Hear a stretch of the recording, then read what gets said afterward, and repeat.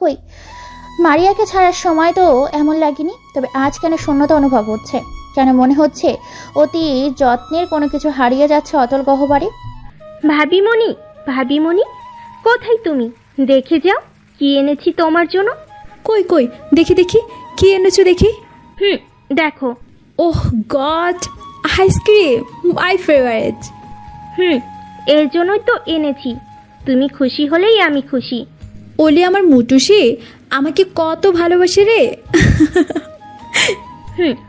অনেক। আমিও এতগুলো বাসি। ওদের কথার মধ্যেই বাচ্চা মেয়েটি দৌড়ে এসে অভিমানী সুরে বলে, আর আমাকে কেউ ভালোবাসে না। বাচ্চা মেয়েটির গাল ফুলিয়ে থাকে। তখনই নিঝুম তাকে পরম স্নেহে বুকে আঁকলে নেয়। ফোলা ফোলা গাল দুটো আলতো টেনে দিয়ে আদ্র কণ্ঠে বলে, কে বলেছে তোমাকে কেউ ভালোবাসে না?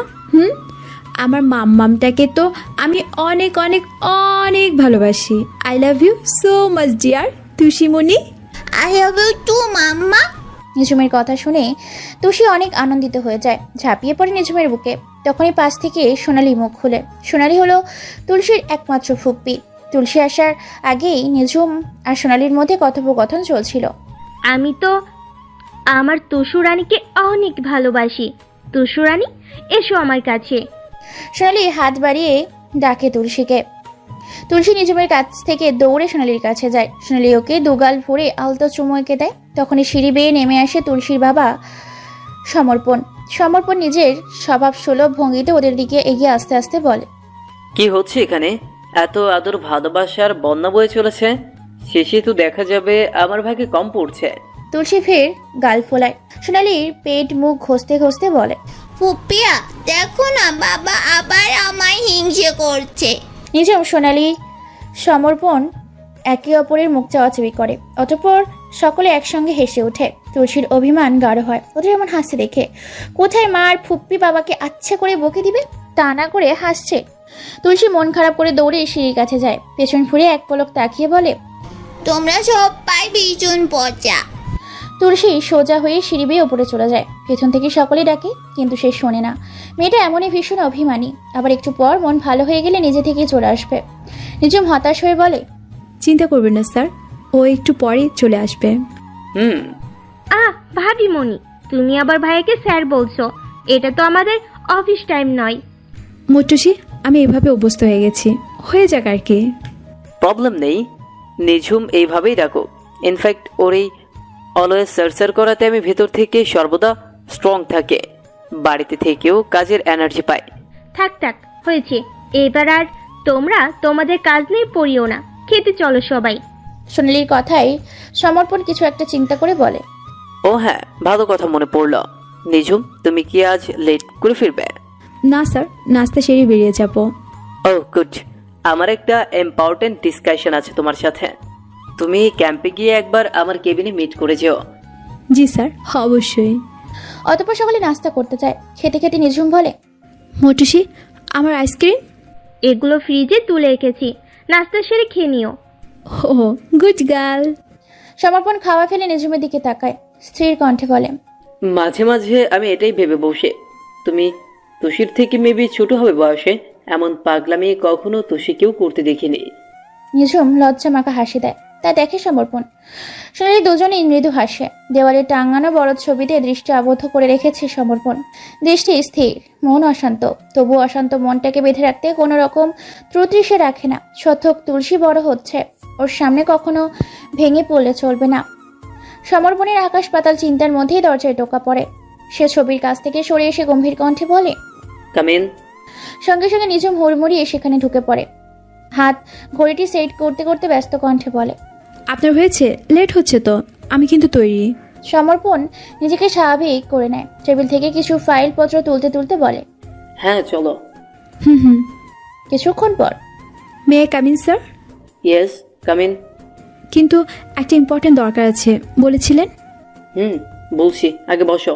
নিঝুম চেয়ার টেনে বসে। সমর্পণের হাতে একটা ফাইল নিঝুমের দিকে এগিয়ে দেয়। নিঝুম ফাইলটি হাতে নেয়। সমর্পণ চেয়ারে হেলান দিয়ে আরাম করে বসতে বসতে বলে, ওটা দেখো। নিঝুম কৌতূহল বশত ফাইলটি খোলে। পুরো ফাইলটা মনোযোগ সহকারে চেকিং করে। হঠাৎই নিজমের বুকটা ধক করে ওঠে। পুরনো স্মৃতি ইশারায় ডাক দিয়ে যায়। মনকে শক্ত করে সে সমর্পণের দিকে করুণ দৃষ্টি নিক্ষেপ করে। সমর্পণ সেদিকে তোয়াক্কা না করে বলে, এই কেসটা তোমাকে হ্যান্ডেল করতে হবে Nijhum. This is my order. নিজম তৎক্ষণাৎ চেয়ার ছেড়ে উঠে দাঁড়ায়। কৌতূহল দৃষ্টি নিয়ে ভরাট কণ্ঠে বলে, এটা আপনি কি বলছেন স্যার? সব কিছু জেনে শুনে আমার সঙ্গে এমনটা আপনি কি করে করতে পারেন? সমর্পণ হতাশার নিঃশ্বাস ফেলে বলে, আই এম হেল্পলেস নিঝুম। তুমি তো জানোই আমি খালামনির প্রতি ঠিক কতটা দুর্বল। সে আমার থেকে কিছু চেয়েছে আর আমি তাকে ফিরিয়ে দিব, এটা কি করে হয়? কিন্তু স্যার, এর জন্য তো আমাকে সাফার করতে হবে। প্রতিবার সকলের প্রয়োজনে কেন আমাকে ব্যবহার করা হয়? এটা তোমার ডিউটি নিঝুম। ডিউটিকে এইভাবে নিজের পার্সোনাল লাইফের সঙ্গে গুলিয়ে ফেলো না। মনে রাখবে, তোমার ডিউটিতে মূল লক্ষ্য নিজেকে স্ট্রং রাখা, যেটা আমি তোমাকে এই 4 বছর ধরে প্রশিক্ষণ দিয়ে আসছে। এবার আমার গুরু দক্ষিণা চাই নিঝুম। তোমাকে প্রুফ করে দিতে হবে আমি ট্রেনার হিসেবে ঠিক কতটা পারফেক্ট, আমার ছাত্রী হিসেবে তুমি কতটা পারফেক্ট। কি পারবে তো নিঝুম? সমর্পণের কথাগুলো চরম গতিতে মস্তিষ্কে হানা দিতে লাগলো নিঝুমের। হ্যাঁ, অবশ্যই নিঝুম পারবে, তাকে পারতে হবে। সে তো দুর্বল নয়। সময় এসেছে অন্যায়ের বদলা নেবার, অপরাধীদের শাস্তি দেওয়ার। সে এই দেশের বুক থেকে অপরাধীদের নিশ্চিত করতেই সদা প্রস্তুত। এই দেশের কাছে ওয়াদাবদ্ধ, সব রকম পরিস্থিতিতে সে দেশের হয়েই লড়াই করবে। তাহলে এখন কেন পিছু হাঁটবে? কখনোই না। নিজের পার্সোনাল লাইফের সঙ্গে প্রফেশনালগুলো ফেলার মতো ফুল নিঝুম করবে না। সে গভীর থেকে গভীরতার একটা তপ্ত নিঃশ্বাসের সঙ্গে ভেতর থেকে নিজেকে তৈরি করে নিল। অতঃপর দৃঢ় কণ্ঠে বলল, ইয়েস স্যার, আমি পারবো। নিঝুম প্রমাণ করে দিবে আপনার শিক্ষা এবং তার মনোবল কোনোটাই ঠুনকো নয়। নিঝুম ভাঙবে, তবু মস্কাবে না। পৃথিবীর বুক থেকে অপরাধীদের চিহ্নিত করে তবেই আমার শান্তি। এতে যদি আমার মরণও লেখা থাকে তবে তাই সই। গুড গার্ল, এমন মনোবলই তো তোমার থেকে গ্রহণযোগ্য। ওকে, তবে এখন নিজের কাজে ফোকাস করো। নেক্সট উইকে আমরা ঢাকা শিফট হচ্ছে। Okay sir, now I can go. Sure. Nijhum ফাইলটার দিকে এক পলক তাকিয়ে জোর কদম হেঁটে চলে যায়। সমর্পণ সেদিকে তাকিয়ে দীর্ঘশ্বাস টেনে মিনমিনিয়ে বলে, আমার হাতে কিচ্ছু নেই নিঝুম। আমি সর্বোচ্চ চেষ্টা করব খালামুনির মনের ইচ্ছে পূরণ করার। এখন সময় এসেছে সবকিছুর হিসেব বুঝে নেওয়ার। বাকিটা আল্লাহর ইচ্ছে। ইহান, ইহান কোথায় তুই? তুই কি আবার নিজেকে ঘরবন্দি করতে চাচ্ছিস? আচ্ছা, এভাবে আর কতদিন চলবে? যতদিন না আমার মরণ হচ্ছে ততদিন। অন্ধকারাচ্ছন্ন বেলকানিতে থেকে ভেসে এলো অসহায়ত্বর কণ্ঠ। অনিলা খান আটকে উঠলেন ছেলের এই রূপ বাক্যে। কোনো রকমে অশান্ত মন নিয়ে হাতড়ে হাতড়ে ঘরে প্রবেশ করলেন তিনি। হাতড়ে হাতড়ে চলে গেলেন বেলকনিতে। এখন আমাবস্যা তিথি, তাই আকাশে ঘোর কালো অন্ধকার বিরাজমান। সেই অন্ধকারে ছড়িয়ে পড়েছে পৃথিবীর বুকে। পৃথিবীর বুকে অবস্থিত ইহানের ছোট্ট ব্যালকনিতে অনিলা খান ছেলেকে আবছা আলোয় উপলব্ধি করতে পারলেন। ধীর কণ্ঠে বলেন, এমন করে বলিস না বাবু। তোর বাবার মৃত্যুর পর থেকে তো তোর মনোবলেই বেঁচে আছি আমরা, কিন্তু এই 4টে বছর ধরে এ কোন দোটানায় ভাসছি আমরা বল? তুই তো এখনো কিছু খোলসা করে বললেই না কখনো। পুলিশের চাকরিটাও ছেড়ে দিলি। এভাবে কি আর জীবন চলে? কতদিন এমনটা চলবে বল? কতদিন? অনিলা খান আঁচলে মুখ চেপে হাউমাউ করে কেঁদে উঠলেন। ইহান বিরক্ত হলো, মুখ দিয়ে চর শব্দ উচ্চারণ করে বিরক্ত প্রকাশ করলো। অনিলা খান বুঝতে পারলেন ছেলে তার রেগে যাচ্ছে। তিনি সেই অবস্থায় ফের হাতড়ে হাতড়ে বেরিয়ে গেলেন রুম থেকে। এটা নতুন নয়, এই 4 বছর ধরে এইভাবেই চলে আসছে। অনিলা খান চলে যেতে ইহান ওই অন্ধকার আকাশের দিকে দৃষ্টি মালায়। বিড়বিড় করে বলতে থাকে, ওই আকাশটার সঙ্গে আমার জীবনের ব্যাপক মিল। একজন আমাকে ঠকালো আর একজনকে আমি ঠকালাম। আমিও বিবেক বিবেচনা না করে প্রতিশোধ, নেশা এবং ডিউটির সীমা রেখে চরম ভুল করে বসলাম। খেলায় হারালাম অমূল্য কাছে থাকার রত্নটি। আপন মনে সারা রাত বিড়বিড় করতে করতেই পার করে দেয় ইহান। এইভাবেই প্রায় প্রত্যেকটি রাত কাটে তার। 1 সপ্তাহে কেমন চোখের পলকেই পার হয়ে গেল। সমর্পণ, সোনালি, তুষি আর নিঝুমকে নিয়ে ঢাকায় শিফট এসেছে। চেনা শহর, চেনা পথঘাট আর বড্ড অচেনা নিঝুমের কাছে। হবে নাই বা কেন? এই 4 বছরে সে তো নিজেই নিজের কাছে অচেনা। সেক্ষেত্রে তো এই ইট, কাঠ, পাথরের দেয়ালে আবৃত শহরের বদলে যাওয়াটা নিছকই তুচ্ছ। ঘড়ির কাঁটায় সময় দেখে তৈরি হতে লাগলো নিঝুম। একে তো নতুন ক্যাম্প, তারপর তার কাঁধে চাপানো বড়সড় দায়িত্বের বোঝা। সব মিলিয়ে ভীষণ ব্যস্ত সে। সমর্পণ অনেক আগেই বেরিয়ে গেছে। নিঝুম তৈরি হয়ে তুষি, সোনালি থেকে বিদায় নিয়ে বেরিয়ে পড়ে। বাইকে চেপে সোজা ক্যাম্পের পথ ধরে। ভাইয়া চলো, আজ তো আশ্রমে যাওয়ার ডেট। বাচ্চাগুলোকে দেখে আসতে হবে। ওরা প্রতি মাসের এই দিনটিতে তোমার জন্য না খেয়ে অপেক্ষা করে থাকে। তুমি না গেলে ওরাও তো কিছু মুখে তুলবে না। তাড়াতাড়ি তো রেখে নাও। ইরার কথা ইহান ছোট্ট করে বলল, শুধু পরপরই উঠে চলে যায় ফ্রেশ হতে। আশ্রমের কথা শুনলে ইহান না করতে পারে না। প্রতি মাসেই 1 তারিখে আশ্রমে বাচ্চাদের সঙ্গে সময় কাটায় সে। এই আশ্রমটা তার বাবার নামে করা, সকল অনাথ অবহেলিত শিশুদের জন্য। আশ্রমের শিশুদের কাছে ইহান খুবই প্রিয় এক পাত্র। সেখানকার সকল বাচ্চারা তাকে ভালো ভাইয়া বলেই ডাকে। ইরাকে বলে ভালো আপু, আর ঈশানকে বলে দুষ্টু ভাইয়া, কারণ ঈশান ওদের সঙ্গে প্রচুর দুষ্টুমি করে, বিরক্ত করে তোলে খুব। ইরা, ঈশান, ইহান 3 জন গাড়ি করে রওনা হয়ে গেল আশ্রমের পথে। অনিলা খান বাসায় আছেন। শারীরিক সমস্যার দরুন তিনি তেমন একটা যেতে পারেন না। ঢাকা শহরের সবচেয়ে বড় প্রবলেম হলো ট্রাফিক জ্যাম। একবার জ্যাম বাঁধলে ছাড়াছাড়ির কোনো ওয়ে নেই। এটা অবশ্য নিত্যদিনের রুটিন। বিরক্তিকর কপাল কুঁচকে বাইকের ওপর দুহাত টান টান করে রেখে সামনে তাকিয়ে আছে নিঝুম। জ্যামে আটকে দাঁড়িয়ে রয়েছে ঈশানদের গাড়িটাও। ইরা, ঈশান বিরক্তির নিঃশ্বাস ফেল। ইহানের সেদিকে কোনো পরোয়া নেই। সে তো আপন মনে জানলা থেকে বাইরে তাকিয়ে আছে। দেখে মনে হচ্ছে কোনো গভীর চিন্তায় মগ্ন। ইরা ইহানের এক কাঁধে হাত রেখে আলতো কণ্ঠে ডাক দিল। ইহান চমকে উঠে পাশে ফিরে বলল, কিছু না। ইরা চুপ করে রইল। কিয়ৎক্ষণ বাদেই ইহান কেমন জানি দিশেহারা হয়ে পড়ল। বেশ অস্থিরতা নিয়ে জানালার বাইরে মাথা বের করে দিল। ততক্ষণে জ্যাম ছেড়ে গেছে। ইরা, ঈশান ইহানের এমন অবস্থা দেখে তাড়াতাড়ি করে ওকে টান দিয়ে ভেতরে ঢোকায়। ইরা অস্থির হয়ে জিজ্ঞেস করে, কি হয়েছে ভাইয়া, এমন করছো কেন? খারাপ লাগছে বেশি? ঈশান ও ইরার সঙ্গে তাল মেলায়। হ্যাঁ ভাইয়া, কি হয়েছে বলো না। ইহান হাতের ইশারায় বাইরের দিকে দেখায়। কিছু বলতে চেয়েও বলতে পারছে না। ওর শ্বাস নিতে ভীষণ কষ্ট হচ্ছে। তবু অনেক ভাঙা কণ্ঠে ভাঙা ভাঙা বলি আওড়ায়। নিঝুম। ইরা, ঈশান দুজনেই অবাক, একে অপরের মুখ চাওয়াচাই করছে। অতঃপর ইরা বলল, এসব তুমি কি বলছো ভাইয়া? বৌমনি কোথেকে আসবে? বৌমনি তো আরো 4 বছর আগেই। কথা শেষ করতে পারে না ইরা। চোখ জোড়া জলে চিকচিক করে ওঠে। ঈশান ইরার কাঁধে হাত রাখে। ইরা নিজেকে সংযত করে নেয়। ইহান গাড়ির সিটে ঝিমিয়ে পড়তে পড়তে বলে, সত্যি বলছি আমি। অতঃপর ইহান চুপ করে চোখ বন্ধ করে থাকে। ইরা, ঈশান বুঝতে পারছে না এটা কি করে সম্ভব। তবে এই 4 বছরে এমন কথা ইহান কখনো বলেনি, এই প্রথম। কিছু যদি নাই দেখে থাকে তবে এমন অদ্ভুত প্রসঙ্গ তোলার মতো মানুষ ইহান নয়। তবে কিছু তো একটা ঘটেছে বা ইরা বা ঈশান দেখেনি। তবে সেটা কি? নিঝুমকে সঙ্গে নিয়ে সমর্পণ ডিরেক্ট এখানকার থানায় চলে গেল। থানার সিনিয়র অফিসারের সঙ্গে কথা বলে ইহানের বাবার মৃত্যুর এবং তার রেখে যাওয়া সেই সমস্ত অসমাপ্ত কাজ, যেটা 4 বছর আগে শেষ করতে পারেনি ইহান, সেই অসমাপ্ত কাজের দায়িত্ব তুলে দেওয়া হলো নিঝুমের কাঁধে। সিনিয়র অফিসারের কাছ থেকে সব রকম দায়িত্ব বুঝে নিয়ে নিঝুম আজকের মতো বেরিয়ে চলে গেল। সমর্পণ সেখানে আরো কিছুক্ষণ আলাপ আলোচনা করলো। তার মতে এই কেস সলিউশনের জন্য নিঝুমই একমাত্র যোগ্য ব্যক্তি। সমর্পণ পেশা একজন আর্মি অফিসার। নিঝুমকে সে নিজের হাতে ট্রেনিং দিয়ে তৈরি করে নিয়েছে তার জুনিয়র অফিসারের পদে। 4 বছর ধরে নিঝুমকে গড়ে পিঠে তৈরি করেছে একজন দক্ষ দেশ সেবিকা হিসেবে। প্রথম নিঝুম খুব ভয় পেত। তার রক্তফোবিয়া জনিত সমস্যার কারণে অচেতন হয়ে পড়া জিনিসটা নিয়ে অনেকবার সমর্পণকে বিপাকে পড়তে হয়েছে। তবুও সে হাল ছাড়েনি। উন্নত চিকিৎসার মাধ্যমে সরিয়ে তুলেছে নিঝুমের সেই উইকনেস। নিঝুমের অতীত জানার পর থেকেই সমর্পণের তীব্র ইচ্ছা নিঝুমের নিজ হাতে তাকে অপরাধীদের শাস্তি দিক, দেশের বুকে নিজের নাম লেখাক। সেই জন্যই সে এই কেসের ভারটা নিঝুমের ওপর চাপিয়ে দিয়েছে। মূলত নিঝুম বা সমর্পণ কারোরই পুলিশের কেস হ্যান্ডেল করার কথা নয়। তবু এটা পার্সোনালি সমর্পণ অ্যারেঞ্জ করেছে। আশ্রমের আজ আর যাওয়া হলো না ইহানের শরীরের অবগতির জন্য গাড়ি ব্যাক করে বাড়িতে চলে এলো ওরা। অনিলা খান এসব কথা শুনে তেমন কোনো প্রতিক্রিয়া করলেন না। হীরার বেশ খটকা লাগলো। এমন অদ্ভুত কথা শুনেও তার মা কিভাবে চুপ আছে? তিনি কি আগে থেকে কিছু জানেন? বাড়িতে এসে থেকেই নিঝুমকে দেখার ব্যাপারটা ইহানকে বেশ ভাবাচ্ছে। শেষ সময় সাময়িক অসুস্থতা ফিল করলেও এখন দিব্যি ফিট আছে। নিঝুমের শূন্যতা সে একগুয়ে জীবন কাটালেও তার মস্তিষ্ক পুরোপুরি সতেজ আছে, শুধুমাত্র একটু ঝিমিয়ে গেছে। নিঝুমকে এক ঝলক দেখার সঙ্গে সঙ্গে যেটা যেন আবার তাজা হয়ে উঠেছে।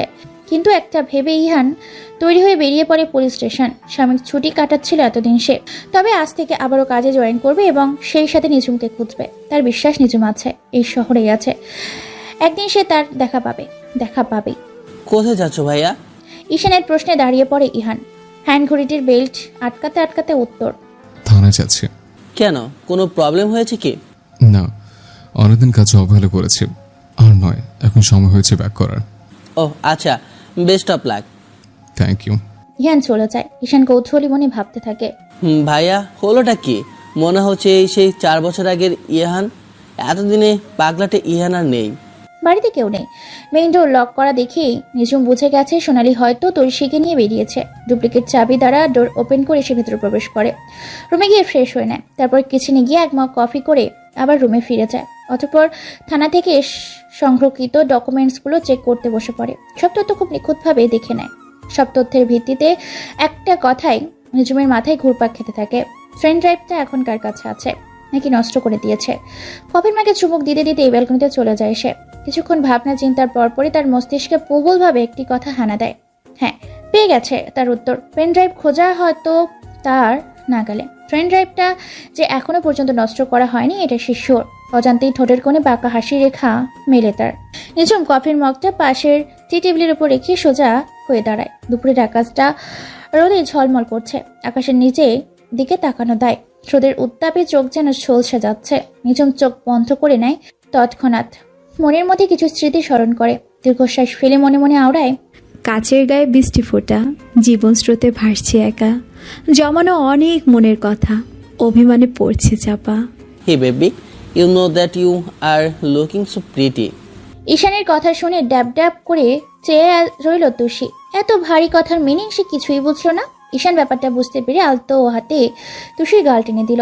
শুনলের দিকে ইশারা করে বলল, your mamma is good too. Tushi এবার হয়তো কিছু একটা বুঝলো। সে ফুলে ফুলে গাল দুটো প্রসারিত করে বলল, ওটা আমার মাম্মা নয়, আমার ফুপিয়া। ঈশান যেন এটা শোনারই অপেক্ষায় ছিল। মেয়েটির দেখে আগেই সে বুঝতে পেরেছিল বেবিটি তার নয়।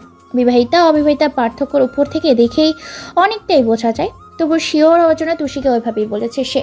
ঈশান তুষির সঙ্গে আরও টুকটাক কথা বলছে। ততক্ষণে সোনালির স্ন্যাক কেনা শেষ। পাশে ফিরে তুষিকে অপরিচিত যুবকের সঙ্গে কথা বলতে দেখে কিঞ্চিত রাগ হলো তার। দ্রুত পায়ে ওদের দিকে হেঁটে এসে চিলের মতো ছো মেরে তুষিকে নিজের দিকে টেনে নিল। ঘটনাচক্রে ঈশান তুষি দুজনেই হতভম্ব। ঈশান কিছু বলার পূর্বেই সোনালি কপট রাগ দেখিয়ে বলল, এই যে মিস্টার, কি এত কথা বলছিলেন ওর সঙ্গে? জানেন না অপরিচিত লোক হয়ে বাচ্চাদের সঙ্গে বেশি কথা বলতে নেই? না, জানতাম না, তবে এখন জেনে নিলাম। ঈশানের কথায় যেন গা জ্বলে উঠল সোনালির। সে দাঁত কিরমির করে তাকালো ওর দিকে। অতঃপর তুষিকে টানতে টানতে নিয়ে চলে গেল। তুষি সোনালির হতবোধে থাকা অবস্থায় পেছন ফিরে বার কয়েক ঈশানকে দেখে নিল। ততক্ষণে সোনালি তাকে শাসাচ্ছে। বাড়িতে গিয়ে তোমার হচ্ছে দাঁড়াও। তুমি কেন দূরে গেলে? কেন কথা বলে ওই ছেলেটির সঙ্গে? ততক্ষণে সোনালি তাকে শাসাচ্ছে। এদিকে ওরা চলে যেতে ঈশান আনমনে হেসে ফেলে। সিগারেট কিনতে এসেই সোনালির উপর চোখ পড়ে তার। তুষি থেকে নামটাই জেনে নিয়েছে, কিন্তু অ্যাড্রেস বলতে পারেনি তুষি। সোনালির মায়াবী মুখশ্রী অদ্ভুতভাবে তাকে ভীষণ রকম আকর্ষণীয় করেছে। মেয়েদের সাথে ফ্ল্যাট করা তার পূর্বকার অভ্যেস হলেও সোনালিকে দেখে কেমন জানি একটা মায়া বিরাজ করেছে তার মনে। সেখানে ছলনার কোনো জায়গা নেই। কথাই আছে না, লাভ অ্যাট ফার্স্ট সাইট, অনেকটা সেরকম। কিন্তু ঈশান এরকম মন থেকে মানতে চাইছে না। তবুও মনের সঙ্গে যুদ্ধ পেরে উঠছে না। আরে ইহান যে, এসো এসো। জি স্যার। তো বলো, কেমন আছো এখন? আলহামদুলিল্লাহ ভালো। স্যার একটা কথা, আসলে আমি কাল থেকে ডিউটিতে ব্যাক করতে চাইছি। ছুটির ডেট এখনো শেষ হয়নি, তবু আমি চাইছি কাল থেকে জয়েন করতে। আমার মনে হয় আমি এখন টোটাল ফিট আছে। ওকে ওকে ওকে মাই সান, তুমি তাহলে কাল থেকেই জয়েন হয়ে যাও। আর কাল তবে তোমাকে একজনের সঙ্গে ইন্ট্রোডিউস করিয়ে দিব, কেমন? কে সে? খুব বিশেষ কেউ, কালকে না হয় বলি। ওকে স্যার, তবে আমি এখন উঠি। ও শিওর। বেশ তাড়াতাড়ি তৈরি হয়ে থানার উদ্দেশ্যে বেরিয়ে পড়ল নিঝুম। মনটা আজ কেমন জানি করছে। মনে হচ্ছে বড় কিছু হতে চলেছে। অস্থিরতা দমাতে না পেরে সকাল হওয়ার সঙ্গে সঙ্গে তৈরি হয়ে হাজির থানায়। নিঝুম সিনিয়র অফিসারের খোঁজরেশের সঙ্গে কেসের বিষয়ে কথা বলতে ব্যস্ত। ঠিক তখনই দরজায় কড়া নাড়ে কেউ। অফিসার খোরশেদ সেদিকে মনোযোগ দিয়েই বলেন, কাম ইন। তৎক্ষণাৎ ভেতরে প্রবেশ করে ইহান। ইহানকে দেখে খোরশেদ আনন্দিত কণ্ঠে বলেন, এসো এসো ইয়াংম্যান, গতকাল বলেছিলাম না তোমার সঙ্গে একজনকে ইন্ট্রোডিউস করিয়ে দিব? এই দেখো সে এসে গেছে। জি স্যার, আমি অতি আগ্রহী। ইহানের মন্তব্যে চমকে ওঠে নিঝুম। সে এতক্ষণে ইহানের উল্টো দিকে ঘুরেছিল, এখনো সেভাবে আছে, যার ফলস্বরূপ এখনো কেউ কারোর মুখ দেখেনি। নিঝুম বুঝতে পারছে না এখন তার কি করা উচিত। পেছনের মানুষটা যে ইহানই এ বিষয়ে তার শতাধিক নিশ্চিত, কিন্তু কথা হলো ইহান তাকে দেখার পর ঠিক কিভাবে রিয়াক্ট করবে এটাই। ততক্ষণে অফিসার খোরশেদ ইহানকে চেয়ারের সিট নিতে বলল। ইহান বসে গেল নিজুমের পাশের চেয়ারটি টেনে। নিজুম এবার জড়সড় হয়ে বাম পাশে ফিরে বসলো। ইহান একটু অবাক হলো, এমন ব্যবহার সে আশা করছে না। পরপরই অফিসার খোরশেদ নিজুমকে উদ্দেশ্য করে বলে, মিসেস নিজুম, এই হলো মিস্টার ইহান। ইনার কথাই বলেছিলাম আপনাকে। আপনি তো ইহানের বাবার মৃত্যু রহস্যের তদন্তেই আছেন বর্তমানে। নিজুম নামটি শোনা মাত্র জ্বলে উঠল ইহানের অন্তর। এতক্ষণে খোরশেদের দিকে মনোযোগ দৃষ্টি দেওয়া চক্ষু যুগল এই অতি উদাসীনতায় চেয়ে আছে কিছুটা দূরত্বে বসে থাকা চেনার মতো অপরিচিত দিকে। ইহান অতি আগ্রহ নিয়ে চেয়ে আছে, কিন্তু নিঝুম সে তো ফিরতে চেয়েও পারছে না। এতগুলো বছর পর এই মানুষের মুখোমুখি হওয়া ও পুরোপুরি সহজ হলেও অন্তঃস্থল থেকে বিরাট কঠিন। নিঝুমকে ফিরতে না দেখে অফিসার খোরশেদ বলেন, মিসেস নিজুম, এনিথিং রং? আপনি এমন করছেন কেন? নিজুম ভেতর থেকে জোর শ্বাস টেনে নেয়, অতঃপর নিজেকে স্বাভাবিক রেখে শটান হয়ে দাঁড়িয়ে এদিকে হ্যান্ডশেকের জন্য হাত বাড়িয়ে দেয়। হ্যালো মিস্টার ইহান, আমি নিজুম আহসান। ইহান যেন হাত এগোচ্ছে না, কর্নালি কাঁপছে ভীষণ, কিছু বলতে নিয়েও পারছে না। লেডিস শার্ট, লেডিস প্যান্ট, চোখে চশমা, হাতে ঘড়ি, চুলগুলো কার্লি করে উঁচু করে ছুটি করা, সামনের কিছু চুল কালার করা। এখন নিঝুম সব থেকে বড় কথা হল এতটা স্ট্রং পার্সোনালিটি কোথায় পেল সে? কিভাবে স্ট্রেক হয়ে কথা বলছে ইহানের সঙ্গে? কই, ইহান তো পারছে না, তবে সে কি করে পারছে? আচ্ছা, সে কি নিজেকে আহসান কেন বলছে? ইহানের সঙ্গে তো তার ডিভোর্স হয়নি, তবে তার তো নিঝুম খান হবার কথা, তাহলে আহসান কেন? এতগুলো বছর কোথায় ছিল সে? কিভাবে এত কিছু হলো? আনমনে ইহানকে ফের বাজিয়ে দেয় নিঝুম। কি এত ভাবছেন মিস্টার? আমি কিন্তু এবার অপমান বোধ করছি। বাই দ্য ওয়ে, আপনি কোনোভাবে আমার সঙ্গে হ্যান্ডশেক করতে অইচ্ছুক নয় তো? ওকে ডান, আমি উইথড্র করছি আমার হ্যান্ডশেক। তৎক্ষণাৎ নিঝুম হাত নামিয়ে নিতে গেলে ইহান তড়িঘড়ি করে নিঝুমের হাতে হাত মিলায়, অনুতপ্ত হয়ে বলে, সরি, আমি আসলে একটু অন্য মনস্ক ছিলাম। Again sorry. It's okay. Officer খোরদেশ এদের কর্মকাণ্ড দেখে হেসে কুটি। তিনি আবার অধীর রসায়ন সত্তার মানব। এদিকে হ্যান্ডশেক শেষে নিঝুম অফিসার খোরশেদকে উদ্দেশ্য করে বলে, স্যার, আমাকে এখন উঠতে হবে। আমি এই সাবজেক্টটা নিয়ে আগামীকাল কথা বলে নিব। এখন আপাতত ক্যাম্পে যেতে হবে, এখানে জরুরি কাজ আছে। খোরশেদ খুব স্বাচ্ছন্দ্যে নিঝুমকে বিদায়ের পারমিশন দিয়ে দিলেন। ইহান বেশ বুঝতে পারছে নিঝুম তাকে ইনডিরেক্টলি অপমান করতে চাচ্ছে, কিন্তু এখন তার কিচ্ছু করার নেই। তবে সেও আবরার খান ইহান, সব রহস্য বের করেই ছাড়বে। একমাত্র অনিলা খান ছাড়া আর কেউই আজকের ঘটনা জানায় না ইহান, কিন্তু অনিলা খান হ্যাঁ ছাড়া তেমন কোনো প্রতিক্রিয়া দেখায়নি। ইহান বেশ বিরক্তি নিয়ে সেখান থেকে প্রস্থান করে। এমন একটা সিরিয়াস মুহূর্তে তার মা কি করে এত স্বাভাবিক থাকতে পারে? Like seriously? ঘরে গিয়ে ফ্রেশ হয় না ইহান। মনটা অনেক দিন পর কিছুটা শান্ত হয়েছে। তা শুধুমাত্র নিঝুমের দর্শনের, আবার অস্থিরতাও বেড়েছে অনেক। নানা রকম প্রশ্নে মাথা চাড়া দিয়ে উঠেছে, কিন্তু উত্তর জানতে অনেক কাঠখড় পোয়াতে হবে নিশ্চিত। নিঝুমের কাছ থেকে ক্ষমা চেয়ে তাকে ফিরিয়ে আনতে হবে খান বাড়িতে। এত কঠিন কাজ তো আর এত সহজে সমাধান হবে না। বিছানায় এপাশ ওপাশ করছে ঈশান, মনটা আজ তার ভীষণ চঞ্চল। সবকিছু কেমন অস্থিরতায় পরিপূর্ণ লাগছে। ছুটে গিয়ে তার নাগাল পেতে মন চাচ্ছে। এই কেমন অনুভূতি? অথচ যার জন্য তার এত উর্জাটন সে একেবারে কিচ্ছুটি জানে না। সে তো দিব্যি তার মন মতো আছে। ঈশানের রাতের ঘুম কেড়ে নিয়ে এসে আছে মহাসুখে। ব্যালকনিতে সিঙ্গেল দোলনাটায় বসে থেকে আনমনে আকাশের পানে চেয়ে আছে ইরা। বিষণ্ণ মনে রোজের চলাচলের দিকে তীব্র যন্ত্রণার। 4 বছর আগে হারিয়ে যাওয়া যুবক সুপি প্রেমিক পুরুষের সন্ধান সাহায্য পায়নি সেদিনের ঘটে যাওয়া ঘটনার বর্ণনা। কোথায় চলে গেল সে? কেন গেল? আর কি তবে কোনোদিন ফিরবে না? না, ভাবা যাচ্ছে না এসব। তীব্র কষ্টে হানা দেয় হৃদয়, বুক চিরে ফালি ফালি হবার উপক্রম হয়ে পড়ে। অফিসার খোরদেশের কথা শুনে নিঝুম বেশ বিরক্ত হয়। এই কেসে ইহানের সঙ্গে তাকে কাজ করতে হবে, এইটা কেমন কথা? সে যখন একাই এই দায়িত্ব কাঁধে তুলে নিয়েছে, সেখানে আবার অন্য কাউকে নিতে হবে কেন? এদিকে ইহান তো মহা খুশি। সে তো মনে মনে এটাই চাইছিল। টুকটাক ডিসকাশন শেষ করে নিঝুম বেরিয়ে যায় থানা থেকে। ইহানও পিছু নেয় নিঝুমের। তীব্র আর্তনাদ মাখা কণ্ঠে থমকে দাঁড়ায় নিঝুম, পায়ে নিশ্চল গতি। পিছু ফেরে না, ফেরার প্রয়োজন মনে করছে না। তীব্র অগ্রাহ্য করতে চাইছে, কিন্তু ওই আর্তনাদ তো পুরোপুরি উপেক্ষা করার নয়। ঝুম এ নামে কেবল অদিতি ডাকে, আর আজ ইহান ডাকছে। এই দুজন ব্যক্তিত্বে সে চরম ঘৃণা করে। দুজনেই স্বার্থপর, তাকে চরমভাবে ঠকিয়েছে। অদিতি এবং ইহান দুজনেই নিজের স্বার্থে তাকে ব্যবহার করেছে। ইহানের জন্যই তার জীবন মারাত্মক ঝুঁকির মধ্যে ফেসে গিয়েছিল। মরতে মরতে বেঁচেছে। সেদিন যদি সমর্পণ না থাকতো তাহলে নিজের পরিণতি ভাবতে আটকে ওঠে নিঝুম। চোখের কোণ চিকচিক করে ওঠে, ঝাপসা লাগে চতুর্দিক। গলায় পেঁচানো জর্জেটের ওড়নার কোণ দিয়ে খুব সন্তর্পণে চোখের পানি মুছে নেয় সে। নিজের দুর্বলতা কাউকে দেখাতে অনিচ্ছুক সে। অতীতের পাতা ঘাটলে মনটা বিষিয়ে ওঠে। মুহূর্তে নিজেকে শক্ত আবরণে আবৃত করে নেয়।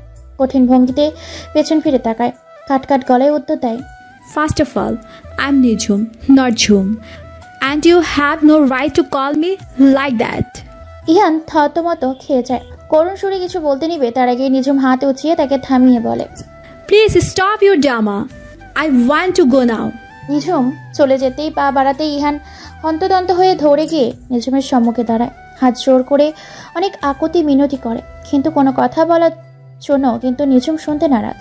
এই মুহূর্তে প্রকৃতিও ওদের সঙ্গে মেতে ওঠে মান অভিমানের খেলায়। নিঝুমের মান ভাঙতে যেমন ইহান ব্যাকুল, তীব্রতাপও সম্পূর্ণ সূর্য তখন অভিমানে নিজেকে মেঘের আড়ালে লুকিয়ে নেয়। তখন সেই মান অভিমান ভাঙতে ব্যস্ত থাকে অজস্র মেঘরাশি।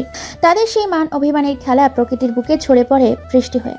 আজই ঠিক তাই হচ্ছে। পশ্চিম আকাশে আগে থেকেই তীব্র মেঘের আনাগোনা। হঠাৎ করে গগনের বক্ষ চিরে প্রবল বাড়িধারা সৃষ্টি করে তুলেছে ধরণী। সেই বর্ষণে সিক্ত হয়ে উঠেছে দুজন নরনারীর অন্তরিক্ষ। বৃষ্টির পানির সঙ্গে চোখের পানি মিলেমিশে একাকার হয়ে মিলন খেলায় লিপ্ত হয়েছে। পথ ছাড়ুন। যদি না ছাড়ি? ভুল করছেন। তুমি হয়তো ভুলে যাচ্ছ আমার ক্যারেক্টার। নম্রভাবে কথা বলছি বলে অতিরিক্ত করছো।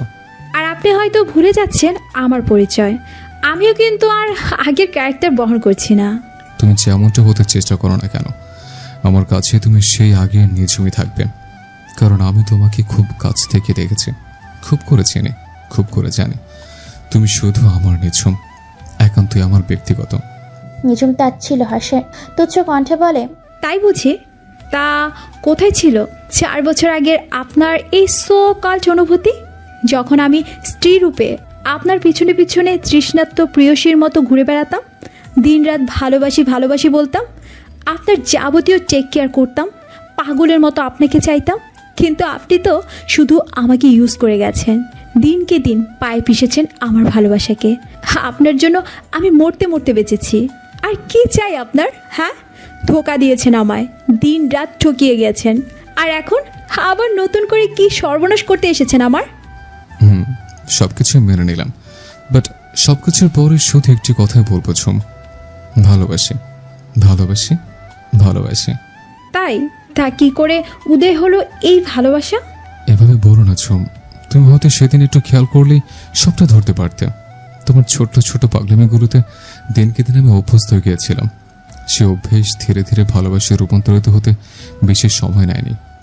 আমি তোমাকে অনেকবার অ্যাকসেপ্ট করতে চেয়েছি, কিন্তু হয়েছে অপরাধ বোধটা আমাকে কুরে কুরে খেয়েছে বারংবার।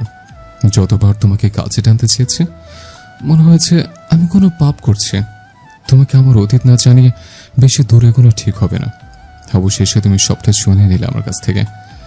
জানো সেদিন রাতে কতটা কি প্ল্যান করেছিলাম?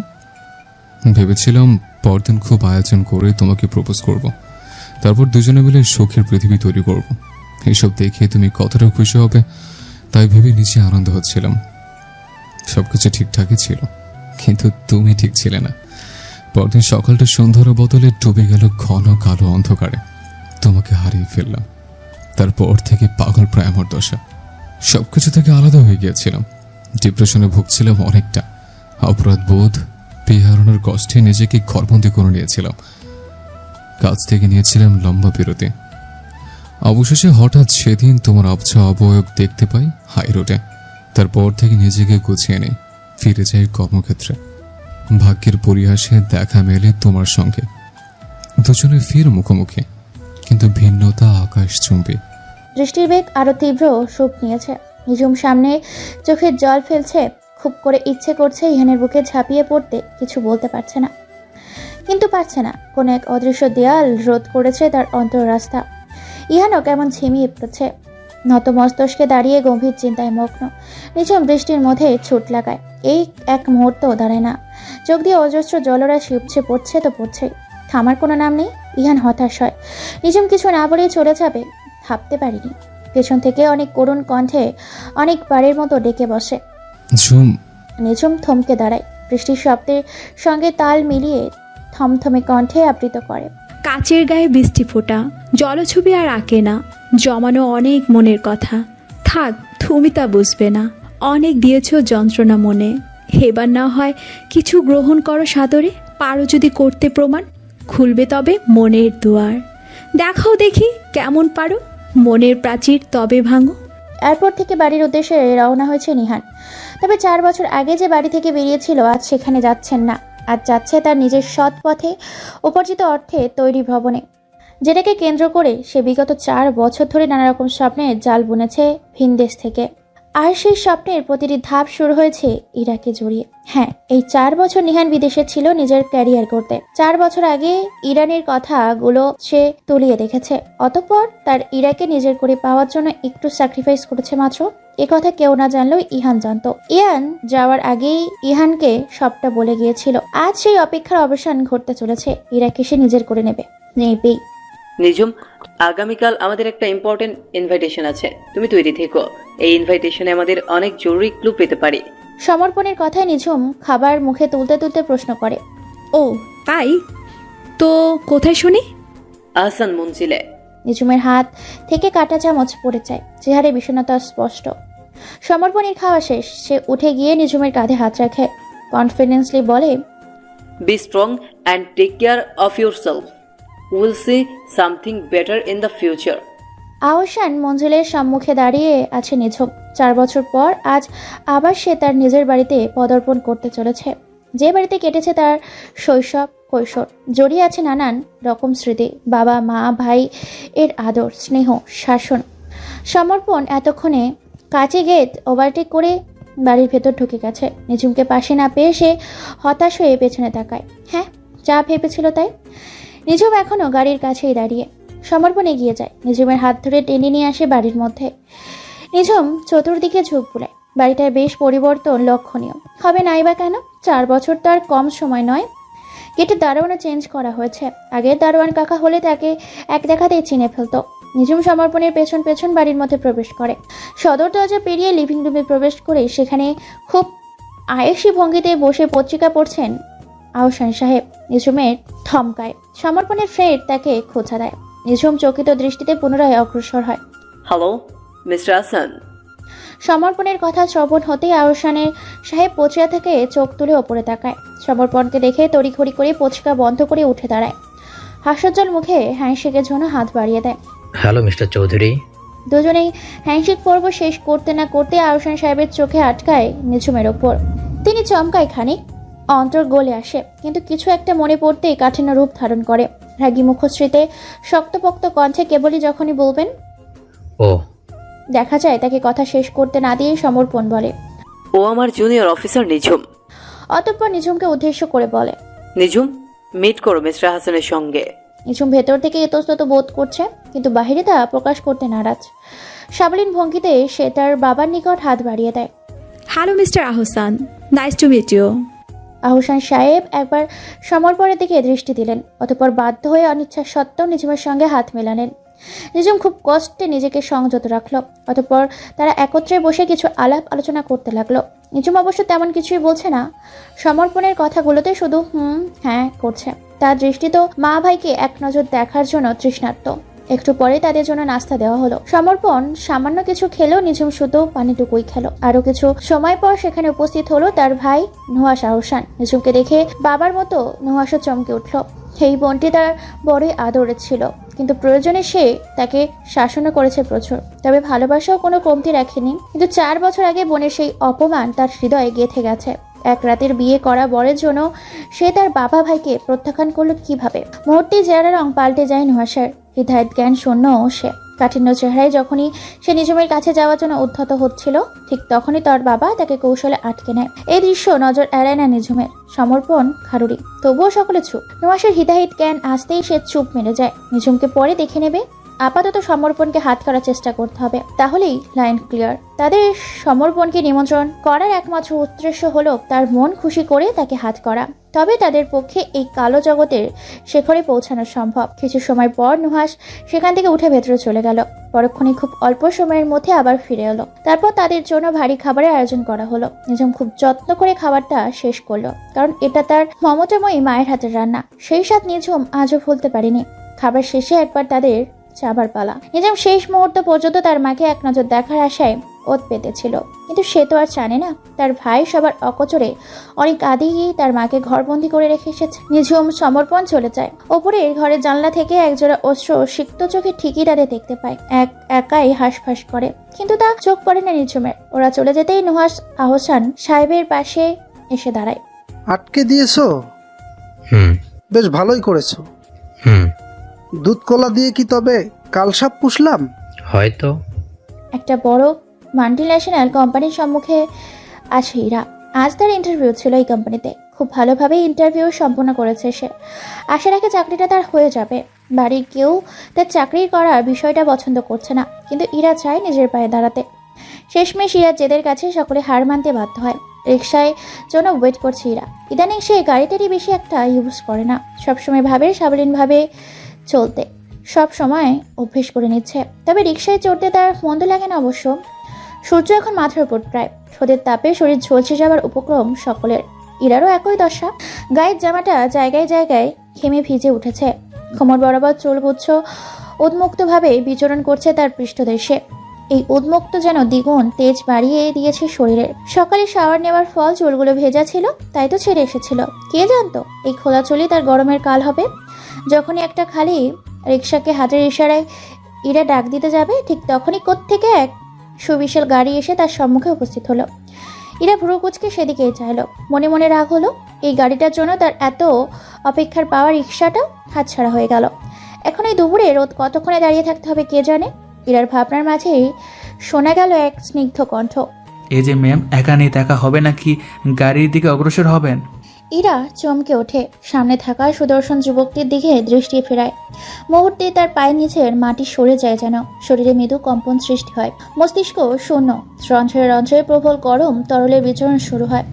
খুব সন্তর্পণে সামলে নেয় সে নিজেকে। কিছু হাঁটতে নিলেই শক্তপোক্ত একটি হাড় তাকে একটানে নিজের একদম নিকটে এনে ফেলে। এরা চোখ জোড়া চিকচিক করছে। আপাতত দুই মানবী এখন গভীর অনুভূতিতে ডুবে যেতে ব্যস্ত। এই অনুভূতি নয়নে নয়নে, হৃদয়ের হৃদয়ে পুনর্মিলনে। কেমন আছো? যেমন রেখে গেছেন তেমন। তুমি তো চাইতে না আমি দূরে চলে যাই। মুখের কথা আর মনের কথা কি এক? যদি বিশ্বাস করবেন তবে আবার কেন ফিরে আসা? বারংবার কষ্ট দেওয়ার মধ্যে কি পৈশাচিক আনন্দ নিহিত? নিহান মুচকি হাসে। দুই হাতে আবদ্ধ করে নেয় ইরার ঘরমর্ত মুখশ্রী। খুব সন্তর্পণে চুমু এঁকে দেয় ললাটে। অতঃপর দৃষ্টিতে দৃষ্টি মিলিয়ে বলে, পুরোপুরি আপন করে নিতেই তো হারিয়ে গিয়েছিলাম, যাতে করে আর কেউ কখনো হারানোর সুযোগ না পাই। না তুমি না আমি। ভীষণ কষ্ট দিয়েছেন। একটা নয়, দুটো নয়, চারটা বছর।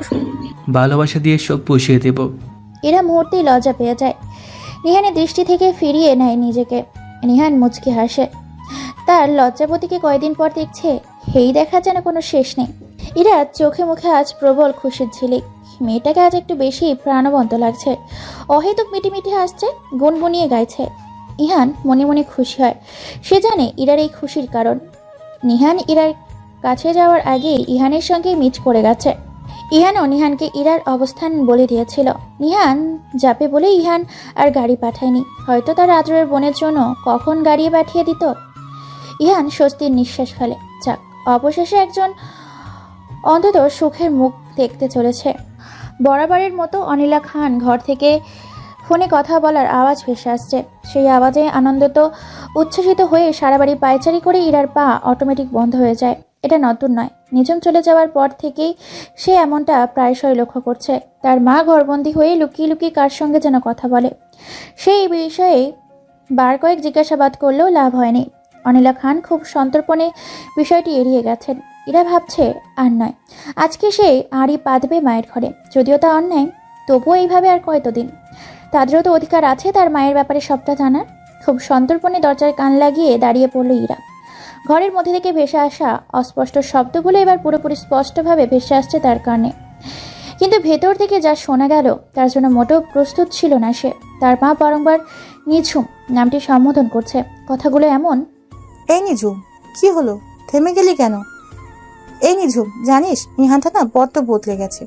এই তুই এবার একেবারের জন্য আমার কাছে ফিরে আয় না মা। আরও অনেক কথা হচ্ছে তাদের মধ্যে। ইরার পক্ষে সেখানে দাঁড়ানো আর এক মুহূর্ত সম্ভব হলো না। সে ছুটতেই ইহানের রুমে চলে গেল। ইহান তখনও সবই বাইরে বের হওয়ার জন্য তৈরি হচ্ছিল। ইরা ইহানের সামনে এসে হাঁপিয়ে চলছে অনবরত। ইহান সেদিকে একবার ভ্রু কুঁচকে তাকিয়ে জিজ্ঞাসা করলো, কি হয়েছে? এভাবে হাঁপাচ্ছিস কেন? ইরা কিছুটা স্বাভাবিক হয়েই বলল, তো কি করব, খুব গুরুত্বপূর্ণ কথা আছে তোমার সঙ্গে। হ্যাঁ তো বলে ফেল, আমি একটু বেরোবো। ভাইয়া, বৌমনি সত্যিই বেঁচে আছে। আমি মাকে বৌমনির সঙ্গে ফোনে কথা বলতে শুনেছি। ইহান প্রথম কথাটা স্বাভাবিকভাবে নিলেও পরবর্তী কথাটা শুনে একটু থমকায়। তার মা সব জানে, কিন্তু কিভাবে? এর জন্য ইহান প্রথম সেদিন নিঝুমের কথাটি তার মাকে বলে সে কোনো প্রতিক্রিয়া করে না। আরে ভাইয়া কি ভাবতে বসলো? আচ্ছা, কি কথা বলছিল মা? অতঃপর ইরা সব কিছু খুলে বলে ইহানকে। আচ্ছা তুই যা, এটা নিয়ে আমি পরে কথা বলবো মায়ের সঙ্গে। ইহান ইরাকে আর কিছু বলতে না দিয়ে দ্রুত প্রায় বেরিয়ে যায়। আর ইরা ভাবতে থাকে, এত তরচাজা খবর পেয়েও ইহান কিভাবে এতটা স্বাভাবিক। ইহান বাড়িতে ফিরলেও অবশ্য এই বিষয় থেকে চেপে ধরবে ইরা। পার্কের বেঞ্চিতে হাস্যোজ্জ্বল মুখে বসে আছে সোনালি। তার থেকে কিছুটা দূরত্বে তুষি বাচ্চাদের সঙ্গে খেলায় মেতে আছে। সোনালি সেদিকে তাকিয়েই হাসছে। তুষিকে অন্যান্য বাচ্চাদের সঙ্গে এতটা খুশি দেখে তারও ভালো লাগছে। আকস্মাৎ এক পুরুষালী কণ্ঠস্বরে তার ঘোর কাটে, এই যে মিস, হাসলে কিন্তু আপনাকে দারুণ লাগে। সোনালি ভীষণ রেগে গেল। এটা তো সেই দিনের সেই ছেলেটা। তেজস্বী কণ্ঠে উত্তর দেয় সে, কি চাই? আপনাকে। ফ্ল্যাট করছেন? সত্যি বলছি। জানেন আমি কে? না বললে কি করে জানবো? আমার ভাইয়া সমরবন চৌধুরী একজন সিনিয়র আর্মি অফিসার, আর আমি তার একমাত্র বোন সোনালী চৌধুরী। সো বুঝতেই পারছেন আমার সঙ্গে ফ্ল্যাট করার শাস্তি কতটা ভয়ঙ্কর হতে পারে। এত কিছু ভাবার মতো সময় হয়নি ম্যাডাম, আর ভাবতেও চাই না। না ভাবতে চাইলেও ভাবুন, নয়তো পরবর্তীতে আমাকে বিরক্ত করলে একদম কারোতে ভরে দেব। সোনালি ধপ করে উঠে যায়। এক পলক ঈশানের দিকে তাকিয়ে হনহনিয়ে তুষির কাছে যায়। তুষির হাত ধরে টানতে টানতে চলে যায় পার্ক থেকে। তার এত সুন্দর মোটটাই ফালতু বানিয়ে দিল ওই অসভ্য ছেলেটা। চারপাশ এখন একদম অসহ্য লাগছে। এদিকে ঈশান, সে তো নিজের ধ্যানে মত্ত। সোনালি নামটি আপন মনে বারংবার আওড়িয়ে চলেছে। আশেপাশে কিছুতেই যেন ধ্যান নেই। তীব্র চিৎকারের শব্দে অসহ্য লাগছে নিহানের। মারিয়া এসেছে তার ফ্ল্যাটে। আদরের ছোট ভাই বাড়ি ছেড়ে অন্যত্র থাকবে এটা মেনে নিতে পারছে না সে। তবে এই সহজ কথাটি যেভাবে শান্তশিষ্ট শৃঙ্খলভাবে উপস্থাপন করা যেত, সেখানে তৈরি করেছে বিশৃঙ্খলা। এটাই তার কালচার। চিৎকার চেঁচামেচিতে অভ্যস্ত তারা। এইদিকে নিহান এক প্রকার বাধ্য হয়ে বোনের এরকম ব্যবহার গলধারকরণ করছে। নিহাতি বড় বোন, তার উপর নিহানকে অনেক স্নেহ করে, তাই নয়তো এর উচিত জবাব সে অনেক আগেই মারিয়াকে দিয়ে দিত। পরিবেশ ধৈর্যের বাঁধ ভেঙে গেলে নিহান মুখ খোলে, আপু তুমি এমন কেন করছো? তোমাদের ওই নরকপুরীতে থাকার বিন্দুমাত্র ইচ্ছা আমার নেই। সো এসব নিয়ে চিৎকার চেঁচামেচি না করাই ভদ্রভাবে বসো। মারিয়া ভাইয়ের দিকে অবাক হয়ে চেয়ে রইল। অবিশ্বাস্য কণ্ঠে বলল, তুই বলছিস আমাকে এসব কথা? তুই আমার নিহান তো, নাকি বিদেশে গিয়ে পাখনা গজিয়ে গেছে তাই আপুকে যা তা বলছিস? আপু তুমি ভুল বলছো, তেমন কিছুই নয়। আমি শুধু বোঝাতে চাই যে আমাকে আমার মতো থাকতে দাও তোমরা। আমি নিজের মতো করে বাঁচতে চাই, হালাল পথে রোজগার করে জীবনযাপন করতে চাই। কোনো অসৎ পথে অর্থ আমার চাই না। সারা জীবন খেয়ে পড়ে বড় হয়ে এখন তোর মনে হচ্ছে এসব অসৎ উপার্জন? তবে আরো আগে বেরিয়ে আসিসনি কেন? নাকি এখন নিজের ভবিষ্যৎ গড়ে নিয়ে সরে যেতে চাইছিস? আপু please stop talking your nonsense. তুমি ভালোভাবেই জানো আমি কেন এমনটা চাইছি। I need her. জানি। ও আই সি, এই জন্যই তুই এমনটা করছিস? ওই মেয়েটার জন্য, ওই ফালতু মেয়েটার জন্য? তুই কি করে পারছিস ভাই? নিহান এতক্ষণ খুব করে ধৈর্য ধরেছিল, কিন্তু আর পারল না। খুব করে তর্কাতর্কি চলল দুই ভাই বোনের মধ্যে। এক পর্যায়ে মারিয়া নিহানের গালে সজোরে চড় বসিয়ে দিয়ে রেগে মেগে বেরিয়ে গেল। নিহান কিছু বলল না, শুধু দীর্ঘশ্বাস ফেলল। তার খুব মায়ানকে দেখতে ইচ্ছে করছে, কিন্তু উপায় নেই। বড় ভাই তার উপর আরও দ্বিগুণ বেশি রেগে আছে। সামনে পেলে খুন করে দিবে। মারিয়া বর্তমানে কেমন অনুভূতি শূন্য, দিক বেদিক শূন্য। চতুর্দিকে কি হচ্ছে না হচ্ছে সেসব তার মাথায় নেই। তার আদরের ভাইটি তার কথা অমান্য করছে, তার সঙ্গে তর্কে লিপ্ত হয়েছে, বেয়াদবি করছে। এটাই চরমভাবে তার মস্তিষ্কে হানা দিচ্ছে। উত্তেজনায় গাড়ি টানছে হাই লেভেলে। অতর্কিতে ঘটে গেল এক অনাকাঙ্ক্ষিত ঘটনা। অসাবধানতায় তার গাড়ি গিয়ে পড়ল একটি গাছের গড়ির সম্মুখে। কোনো রকমে অ্যাক্সিডেন্ট হতে হতে বেঁচে যায়। অবশ্য অ্যাক্সিডেন্ট না হওয়ার সম্পূর্ণ ক্রেডিট বিপক্ষের গাড়িটির। মাথা চেপে গাড়ি থেকে বেরিয়ে আসে মারিয়া। প্রচণ্ড মাথা জ্বালা করছে তার। ইদানিং বেশি উত্তেজিত হয়ে পড়লেই এমনটা হয়। আকস্মাৎ চোখ তুলে ওপরে তাকাতেই সামনে ভেসে ওঠে দুটো সুপরিচিত মুখ। মুহূর্তেই ভ্রু কুঁচকে ফেলে সে। গুটি গুটি পায়ে এগিয়ে যায় তাদের সম্মুখে। ইহান বুকে হাত গুজে দাঁড়ায়। মারিয়া কোনো রকম ভনিতা ছাড়াই বলে, এখনো বেঁচে আছে দেখছি। ইহান কিছু বলার আগে নিঝুম কথা টেনে নিয়ে বলে, কই মাছের চার এত সহজে হজম হবে না? মারিয়া দাঁতে দাঁত চেপে ধরে ক্রোধিত কণ্ঠে বলে, হবে হবে, সময় হলে সব হবে। নিঝুম তার ছিল হাসে, বলে, অপেক্ষা থাকলাম। ইহান এদের মধ্যে নীরব দর্শকের ন্যায় পরিদর্শন করছে। মারিয়া রেগে মেগে চলে গেছে। যাওয়ার আগে নিঝুম তাকে সতর্কবার্তা স্বরূপ বলে দিয়েছে সাবধানে গাড়ি চালাতে। এটা শুনে সে দ্বিগুণ তেলে বেগুনে জ্বলে উঠেছে। ফলস্বরূপ আরও হাই স্পিডে গাড়ি টেনে চলে গেছে। এত কিছুর মধ্যে দিয়ে ইহান এতটুকু খুব ভালোভাবেই বুঝেছে যে ঝুম আর আগের মতো দুর্বল নেই। নিজের প্রোটেক্ট এখন সে নিজেই করতে পারে। সত্যি জীবন মানুষকে অনেক কিছুই শিক্ষা দেয়, ভেঙে চুটে নতুন করে গড়তে শেখায়। কিছু বলবি এরা? ইরা আমতা আমতা করছে। তার এই ভাইটিকে সে বেশি ভয় পায়। ইনিয়ে বিনিয়ে সে কোনো রকমে বলল, আসলে আমার মনে আরও একটি প্রশ্ন উত্তর হয়েছে। সকাল থেকে এই প্রশ্নটি আমার অন্তরটা অস্থির করে তুলছে। তুমি কি দেবে তার জবাব? আচ্ছা বল, কি প্রশ্ন? সম্ভব হলে অবশ্যই উত্তর দেব। মায়ের মতো তুমিও কি কিছু লুকাচ্ছ ভাইয়া? এমন কেন মনে হচ্ছে? না মানে তুমি আগের দিন গাড়িতে বৌমনিকে দেখেনি কতটা অস্থির ছিলে, কিন্তু আজ এমন একটা খবর শোনা পরও নিশ্চুপ। ইয়ান তপ্ত শ্বাস ফেলল। শ্বাসরুদ্ধ কণ্ঠে এই কয়েকদিনে সকল ঘটনা খুলে বলল ইরাকে। ইরা বাকরুদ্ধ। এমন কিছু সে কল্পনা করতে পারেনি। খুশি হয়েছে ভীষণ, সেই সঙ্গে আবার চিন্তার সাপ তার মুখশ্রীতে স্পষ্ট। নিঝুমের এমন অ্যাটিটিউড সর্বদা বজায় থাকলে তার ভাইয়ের কাছে তাকে ফিরিয়ে আনবে কী করে? ভাইটা তো তার বড্ড বউ পাগল হয়ে উঠেছে। মুখে প্রকাশ না করলেও ভাইয়ের অস্থির চিত্ত তার চোখ এড়ায় না। সময় পেরিয়ে যায় তড়িৎ গতিতে, সেই সঙ্গে বদলায় জীবনের মোড়। কেটে গেছে 1টি মাস। এই 1টি মাসে তেমন কোনো পরিবর্তন লক্ষণীয় নয়। ইহান নিঝুম নিজেদের মধ্যকার ঝামেলা আপাতত স্থগিত রেখে নিজেদের কর্মক্ষেত্রে প্রবল সম্ভাবনা নিয়ে ছুটেছে। সোনালির সঙ্গে প্রায়শই অনাকাঙ্ক্ষিতভাবে ঈশানের দেখা হয়ে যায়। ঈশান প্রতিবারই তাকে হেনস্থা করতে উঠে পড়ে লেগে যায়। এদিকে সোনালি সেসব কাজে চরম বিরক্ত হয়ে ঈশানকে বেশ চড়া অপমানও করে দিয়েছে পাবলিক প্লেসে। তারপর থেকে আজ বেশ কিছুদিন ঈশানের কোনো দেখা সাক্ষাৎ নেই। সোনালি যেন এই কয়েকদিনের বিচ্ছেদে পিপাসার্থ হয়ে উঠেছে। ঈশানের প্রতি রাগটা যেন গলে জল হয়ে সেখানে অন্য কিছু উৎপত্তি হয়েছে। চোখজোড়া বারংবার তাকেই খুঁজছে। বেহায়া মন হাজার বারণ সত্ত্বেও অকারণে সেদিকেই ছুটছে। ইরা আর নিহান বেশ ভালোই আছে। নিহানের ওই পরিবার থেকে বেরিয়ে আসার পর ইরা আর তাকে প্রত্যাখ্যান করতে পারেনি। আর এই 4 বছরের প্রণয় বিরহ জিনিসটি সে খুব ভালোভাবেই উপলব্ধি করতে পেরেছে। তাই আর ইরাকে মারাতে নিহানের বেশি একটা কাঠখড় পোহাতে হয়নি। সব কিছুই ঠিকঠাক চলছিল, কিন্তু বিপত্তি বাজল একদিন, যেদিন নিঝুম হাতে ধরতে সক্ষম হলো মায়ানের পাচারকৃত অবৈধ অস্ত্র। 1 ট্রাক অস্ত্র পুলিশের আন্ডারে সংরক্ষণ করা হলো। ট্রাকের ড্রাইভার, হেল্পার সহ আরও 3 জন উপস্থিত ছিল। তাদেরকে থানায় এনে উত্তম মাধ্যম দেওয়ার পর তারা স্বীকার করে নেয় যে এইসব কাজে মায়ান জড়িত। তারা সকলেই মায়ানের লোক। এ বাদে মায়ানেরও সকল অপকর্ম, গুপ্ত স্থান আরও নানা রকম তথ্য তাদের থেকে উদ্ধার করে নেয় নিঝুম। সেগুলো কিছু ভিডিও ক্লিপ তৈরি করে মিডিয়ায় ছড়িয়ে দেয়। স্বনামধন্য ব্যবসায়ী মায়ান মির্জার নামে এত বড় কেলেঙ্কারি প্রমাণ হওয়ায় তোলপাড় হয়ে চলেছে টেলিভিশনের হেডলাইন। এমনতো অবস্থায় মারিয়া প্রচণ্ড ক্ষিপ্ত হয়ে পড়ে। নিঝুমের বিরুদ্ধে মাত্রাতিরিক্ত ভয়ঙ্কর স্টেপ নিতে চায়।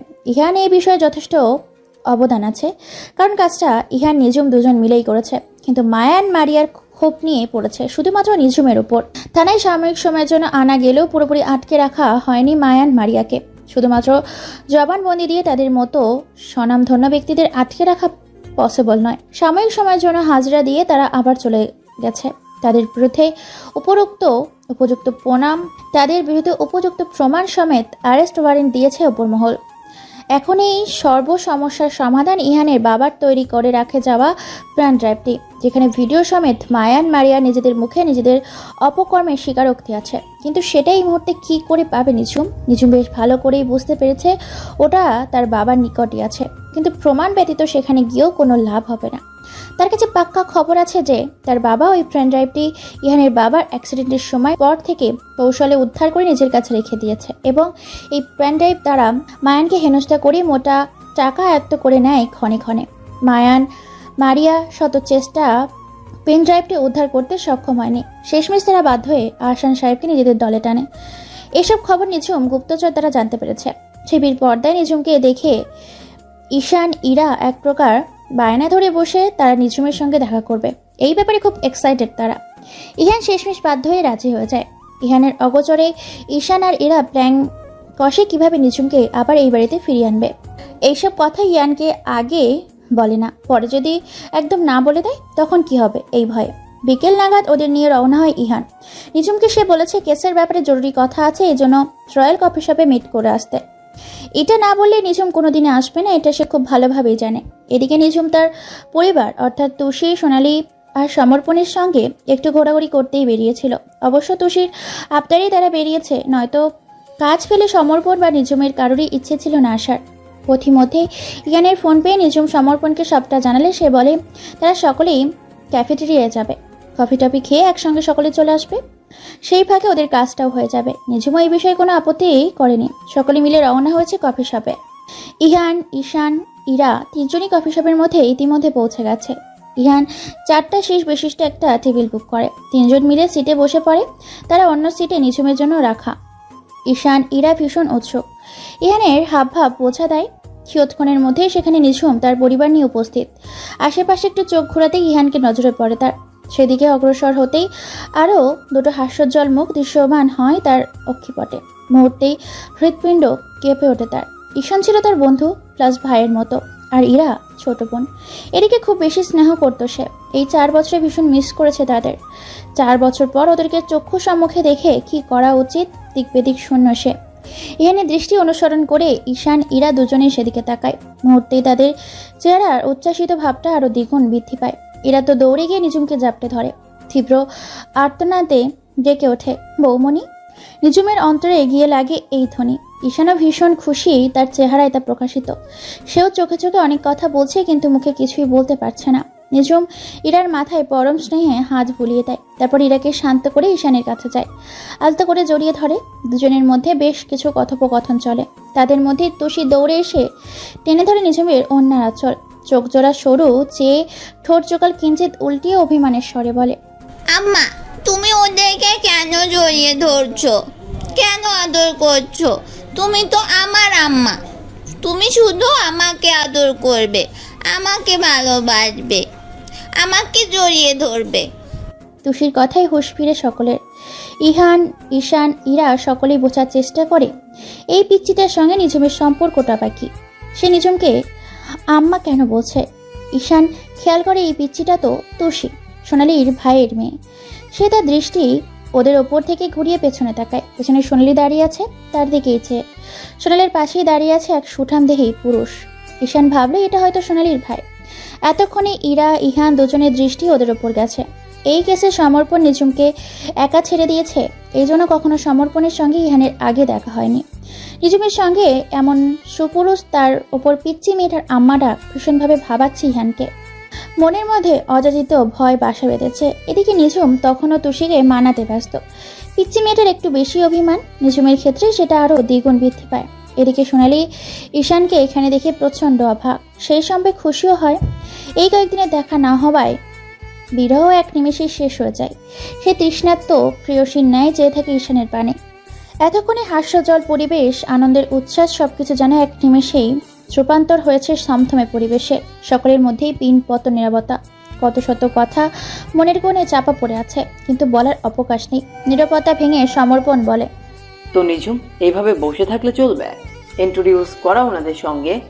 নিঝুম ঠোক গিলে পরক্ষণে স্মিত হেসে ইরা আর ঈশানের দিকে ইশারা করে বলে, ও ইরা মিস্টার ইহানের বোন, আর ও ঈশান ওনার ভাই।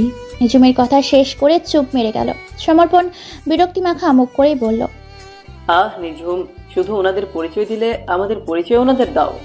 সমর্পণের এই একটি কথাই ইহান, ইরা, ঈশা তিনজনই উৎসুক হয়ে উঠল। তারা তো এই সময়েরই অপেক্ষায় ছিল। নিঝুম হাত মোচড়াচ্ছে, তা দেখে সমর্পণ ফের বলল, ওকে, আমি দিচ্ছি আমাদের পরিচয়।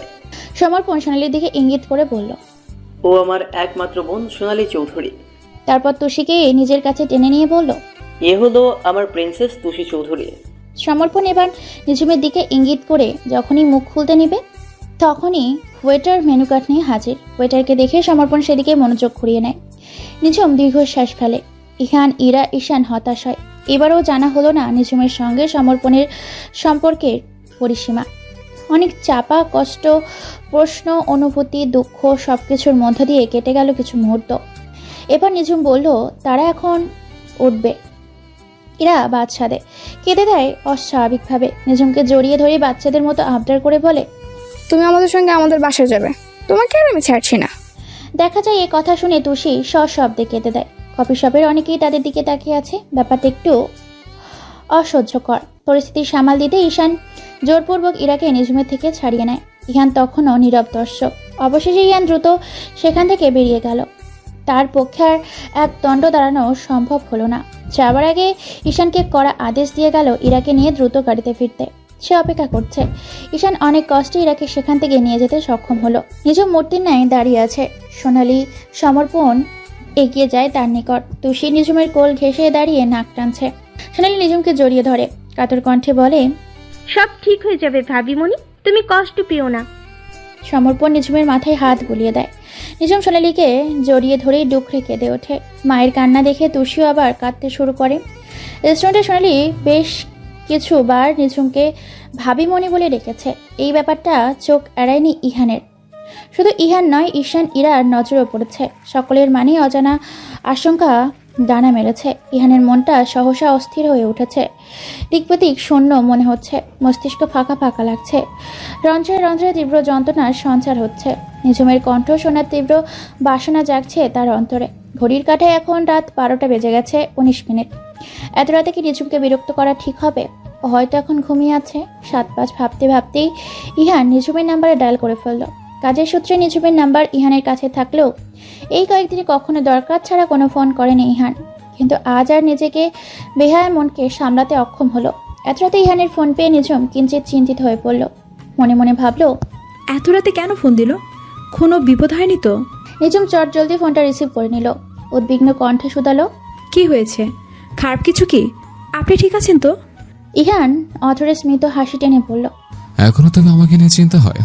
নিঝুম আকস্মাৎ হতভম্ব হয়ে পড়ল। নিজের কর্মে নিজেই হতবাক সে। কোনো রকম হামতামতা করে বলল, না, একদমই না। ইহান তখনও হেসে চলেছে। যেখানে নিঝুমের কণ্ঠে স্পষ্ট চিন্তার ছাপ, সেখানে মুখের কথায় কি বা আসে যায়। ইহান দমে গেল না। রসিকতার ছড়ে বলল, তাহলে তো প্রশ্ন করা কেন? নিঝুম ঠোঁট কামড়ে বলল, এত রাতে ফোন দিলে এসব বলা স্বাভাবিক নয় কি? ইহান আনমনেই উত্তর দিল, হয়তো স্বাভাবিক, নয়তো নয়। মানে? নিঝুমের কণ্ঠে কৌতূহল। ইহান ব্যালকনির গ্রিল ধরে দৃষ্টি নিবদ্ধ করল সুদূরের আকাশে। ওপাশে নিঝুম অপেক্ষায়। ইহান দীর্ঘশ্বাস ফেলল। কাতর কণ্ঠে বলল, ফিরে এসো নিঝুম, শেষবারের মতো ক্ষমা চাইছে। 4টা বছর অনেক সহ্য করেছে। তুমি বলো, এখনো কি শেষ হয়নি আমার বাপের বোঝা?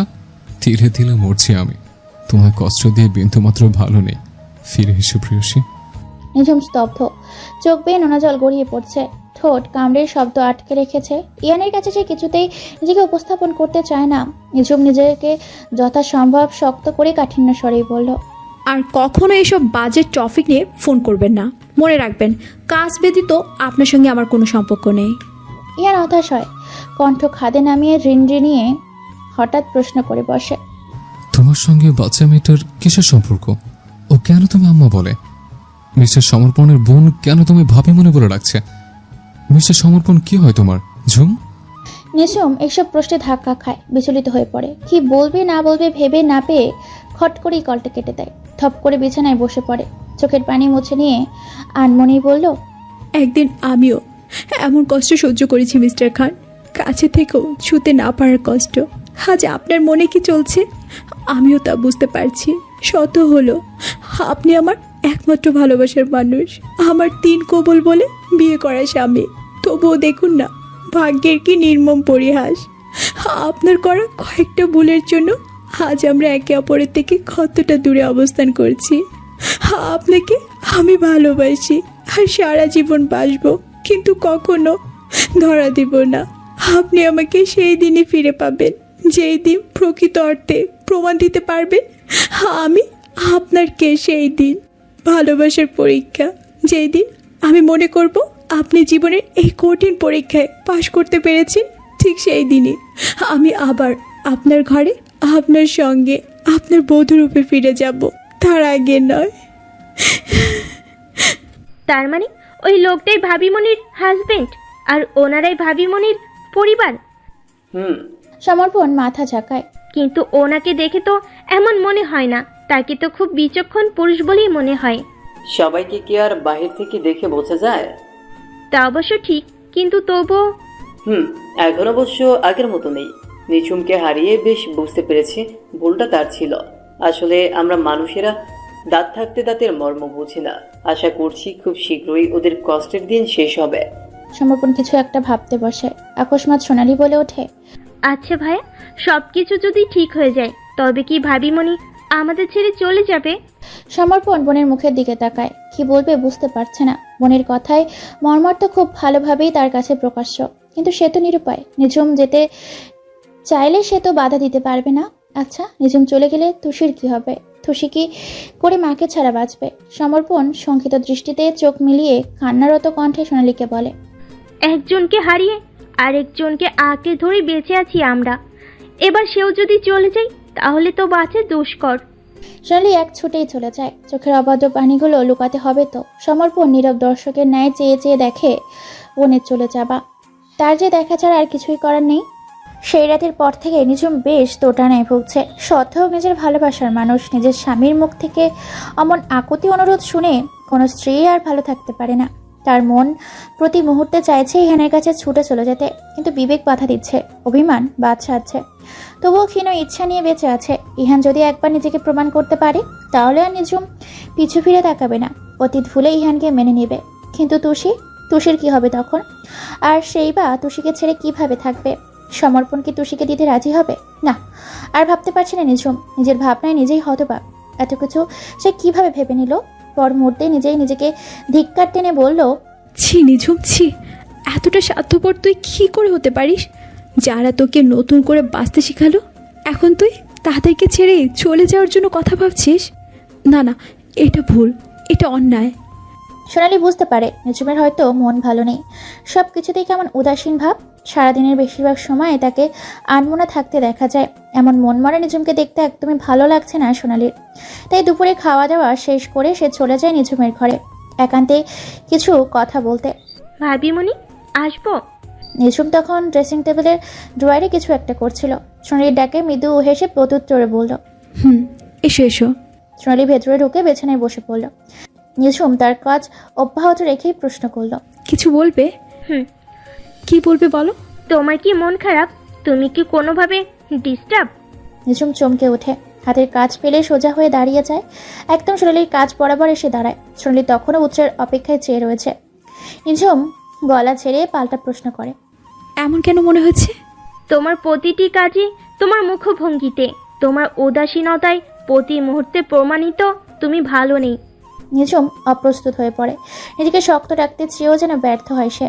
প্রতিটি পদে পদে তাকে হেরে যেতে হচ্ছে কেবল এক ব্যক্তির কারণে। সোনালী নিঝুমকে টেনে তার পাশে বসিয়ে দেয়। নিঝুমের কাঁধে হাত রেখে বলে, তুমি এত চিন্তা কেন করছো ভাবিমণি? আল্লাহ আমাদের যার কপালে যা লিখেছেন তা অবশ্যই কোনো না কোনোভাবে প্রতিফলিত হবে।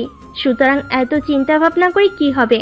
তার যে যেমন চলছে তেমন চলতে দাও সব কিছু। জানি যতটা সহজে আমি কথাগুলো বলতে পারছি, তোমার কাছে সেগুলো হজম করা এতটা সহজ সাধ্য নয়। তবুও বলছি, চেষ্টা করো, তুমি পারবে।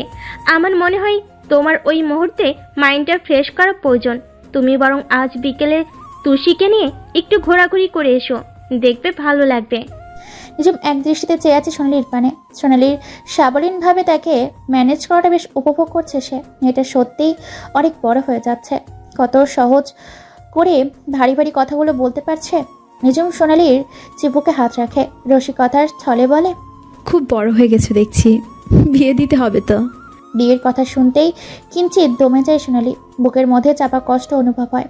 আচ্ছা, তার কপালে কি আদৌ বিয়ে নামক শব্দটির কোনো ভ্যালু আছে? তার মন প্রাণ যার জন্য উদাসীন, সে তো তার ধরাছোঁয়ার বাইরে। ঈশানের সঙ্গে তার কোনোদিনই মিলবে না, এটা সে খুব ভালো করেই জানে। তার উপর ঈশানের পরিচয় পাওয়ার পর থেকে সে তো একেবারে মস্তিষ্কে গেঁথে নিয়েছে যে ঈশান তার জন্য নিষিদ্ধ, একেবারে নিষিদ্ধ। নিজম কষ্ট পায় এমন কোনো কাজ সে কখনো করবে না। তাই তো সেদিন কফি শপ থেকে ফেরার পর ঈশানের নাম্বার থেকে অগণিত ফোন কল আসার পরেও সে একটি কলও রিসিভ করেনি। এমনকি নিজের মনের কোণে সদ্য জন্ম নেওয়া লুকায়িত অনুভূতিগুলোকেও দুমড়ে মুচড়ে শেষ করে দেওয়ার চেষ্টায় আছে। সোনালীকে আনমনা থাকতে দেখে নিঝুম বলল, কি হলো? মেয়ের বিয়ের কথা বলতে এক্ষুনি ভাবতে বসলে নাকি নিজের প্রেমিক পুরুষকে নিয়ে? সোনালী নিঝুমের কথায় বাস্তবে ফিরে আসে। মনের কষ্ট মনে লুকিয়ে রেখেই সে লজ্জা পাওয়ার ভাব ধরে বলে, আরে ভাবি মনি, কি যে বলো না। আচ্ছা, আমি আসছি এখন। সোনালী দৌড়ে বেরিয়ে যায়। নিজম সেদিকে তাকে হেসে ফেলে। তার ধারণা সোনালী হয়তো লজ্জা পেয়েছে, কিন্তু সে তো আর জানে না মেয়েটা নিজের মনে কত বড় কষ্ট লুকিয়ে রেখে হাসি মুখে ঘুরছে। তুষিকে নিয়ে বেশ ভালোই কাটছে আজকের বিকেলটা নিঝুমের। এই তুষিকে সে একদম পিচ্চি বয়স থেকে অনুভব করছে, মাতৃ স্নেহে বড় করে তুলেছে। তুষি নিঝুমের রন্ধ্রে রন্ধ্রে মিশে আছে। কে বলেছে জন্ম না দিলে মা হওয়া যায় না? একদম ভুল বলেছে, জন্ম না দিলেও মা হওয়া যায়। নিঝুম তার জলযান্ত্র প্রমাণ। তুষি যখন আধো আধো বুড়িতে প্রথম নিঝুমকে আম্মা বলে ডেকেছিল, সেদিন নিঝুমের মনে হয়েছিল এই মেয়ে তার বেঁচে থাকার একমাত্র অবলম্বন। মারিয়ার কবল থেকে মুক্তি পেয়ে 4 বছর আগে যখন সে বেঁচে থাকার ন্যূনতম ইচ্ছেটুকু খুঁজে পাচ্ছিল না, ঠিক তখনই সমর্পণ তার কোলে তুলে দেয় মাসখানেকের জন্ম নেওয়া পিচ্চি তুষিকে।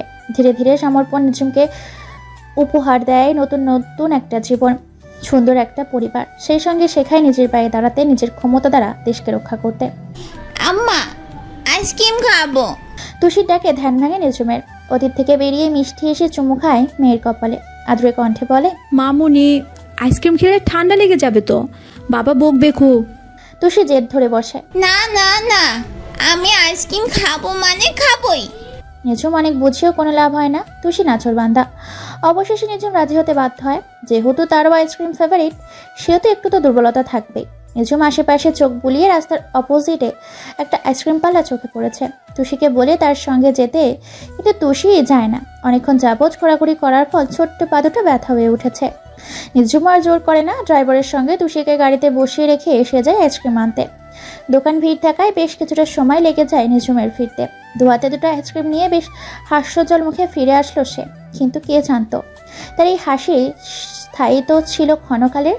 নিঝুম গাড়ির দরজা খুলে সিটে বসতে বসতে বলল, এই নাও মামুনি, তোমার আইসক্রিম।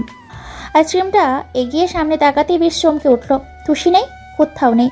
নিঝুমের গলা শুকিয়ে এলো অজানা আশঙ্কায়। সে দ্রুত ড্রাইভারের সিটে নজর পড়ালো। মুহূর্তে নিঝুম হিতাহিত জ্ঞান শূন্য হয়ে পড়ল। ড্রাইভার অস্বাভাবিকভাবে সিটে ঝুলে আছে, গলা দিয়ে ফিনকি দিয়ে রক্ত ঝরছে, চোখ উল্টে আছে, চেহারা ফ্যাকাশে। নিঝুমের হাত থেকে আপনা আপনি আইসক্রিম দুটো পড়ে গেল। সে দ্রুত সামনের সিটে ড্রাইভারের কাছে গেল। ড্রাইভারের বাম হাত ধরে পালস চেক করে দেখলো সে আর বেঁচে নেই। নিঝুম এখন কি করবে? কোথায় খুঁজবে তুষিকে? তুষিকে কারা নিয়ে যেতে পারে এটা অজানা নয় তার, কিন্তু কি করে উদ্ধার করবে সে তার মেয়েকে? কি জবাব দেবে সমর্পণকে? বাচ্চা মেয়েটার কোনো ক্ষতি করবে না তো ওরা? আতকে ওঠে নিঝুম। এমন অসহায় সে আগে কখনো হয়নি। এমনকি নিজের যখন মৃত্যু শয্যায় ছিল তখনও এমন লাগেনি। দুহাতে চুলের মুঠে খামচে ধরে তীব্র চিৎকার করে ওঠে সে। সবকিছু শেষ করে দিতে ইচ্ছে হচ্ছে এই মুহূর্তে তার, নয়তো নিজেই শেষ হয়ে যাচ্ছে। মায়ান বেশ বিরক্ত। সেই সন্ধ্যা থেকে বাচ্চা মেয়েটার প্যান প্যান শুনতে শুনতে তার কান ঝালাপালা। সে ক্রুদ্ধ কণ্ঠে বলল, মারিয়া, এটাকে এখান থেকে সরা, আমার চোখের সামনে যেন আর না পড়ে। মাথা খারাপ করে দিল। চিন্তা করো না ভাইয়া, ব্যবস্থা করে ফেলেছি, আর কিছুক্ষণ মাত্র। আর তারপর দেখব ওই অফিসার আর নিঝুম কি করে একে উদ্ধার করে। তিলে তিলে শেষ করব সবাইকে, যেমনটা আমি হচ্ছি তেমনই। সমর্পণ স্ট্যাচু হয়ে বসে আছে, সোনালির সামনে কেঁদে চলেছে। কাঁদতে কাঁদতে হেঁচকে উঠে গেছে মেয়েটার। আর নিঝুম, সে তো নেই। সে ছুটেছে তার মেয়েকে রক্ষা করতে। নিঝুমের কাছে ফোন এসেছিল, তুষিকে মুক্ত করতে হলে তাকে একান্তে এক জায়গায় যেতে হবে এবং সেই সঙ্গে মারিয়াদের বিরুদ্ধে তৈরিকৃত পেনড্রাইভটি ওদের হাতে তুলে দিতে হবে। নিঝুম বিনা বাক্যে রাজি হয়ে যায় ওদের শর্তে। সমর্পণ নিঝুমের সঙ্গে যেতে চেয়েছিল, কিন্তু তাতে সমস্যা আরো বাড়বে, কারণ নিঝুমের ওপর নজরদারি চলছে। বাধ্য হয়ে নিঝুমকে একাই ছাড়তে হয় সমর্পণের। এখন শুধু অপেক্ষা আর হতাশা ছাড়া তাদের হাতে আর কিছুই করার নেই। এদিকে মারিয়া ইহানকে ফোন করে বলে দিয়েছে তাদের কীর্তিকলাপের কথা। সব শুনে প্রচণ্ড রেগে গেছে সে। মারিয়াকে ফোনের মধ্যে ভয়ঙ্কর কিছু গালি দিয়ে দেখা যায় ওপাশ থেকে শুধু অট্টহাসির আওয়াজ শোনা যায়। পুরো খানবাড়ি চিন্তিত। এই সেই আস্তানা যেখানে 4 বছর আগে নিঝুমকে আনা হয়েছিল।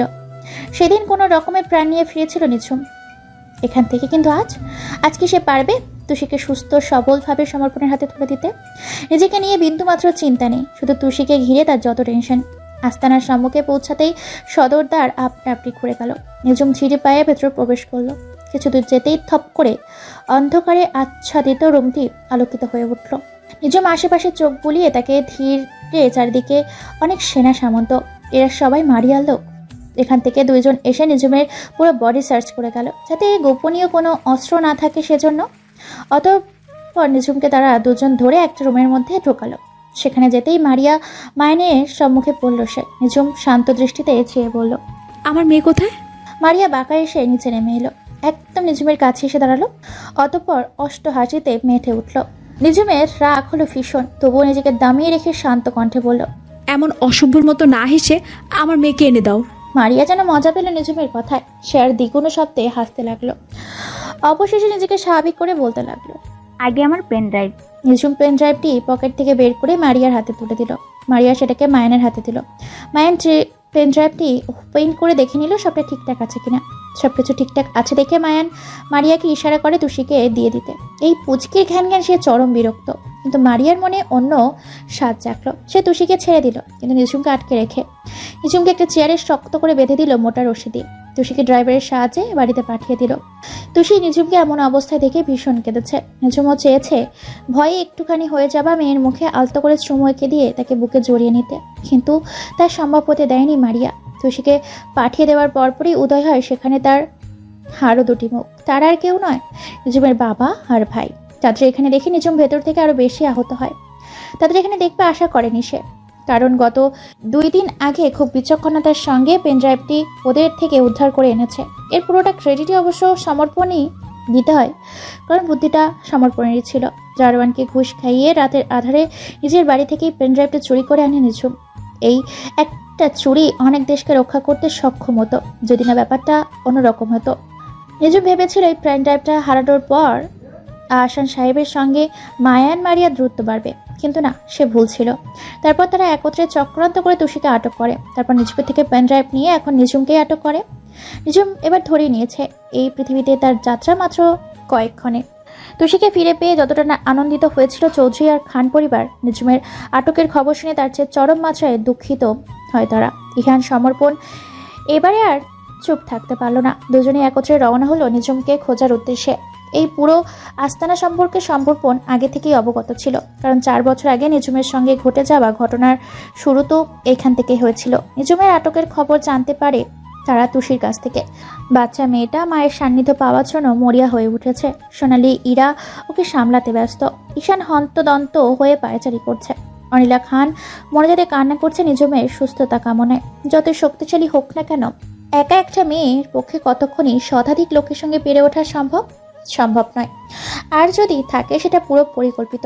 নিঝুম একদম স্ট্রিক হয়ে বসে আছে, মনোবল একটুও টলেনি। কিন্তু গায়ের জোর কতক্ষণই বা থাকে।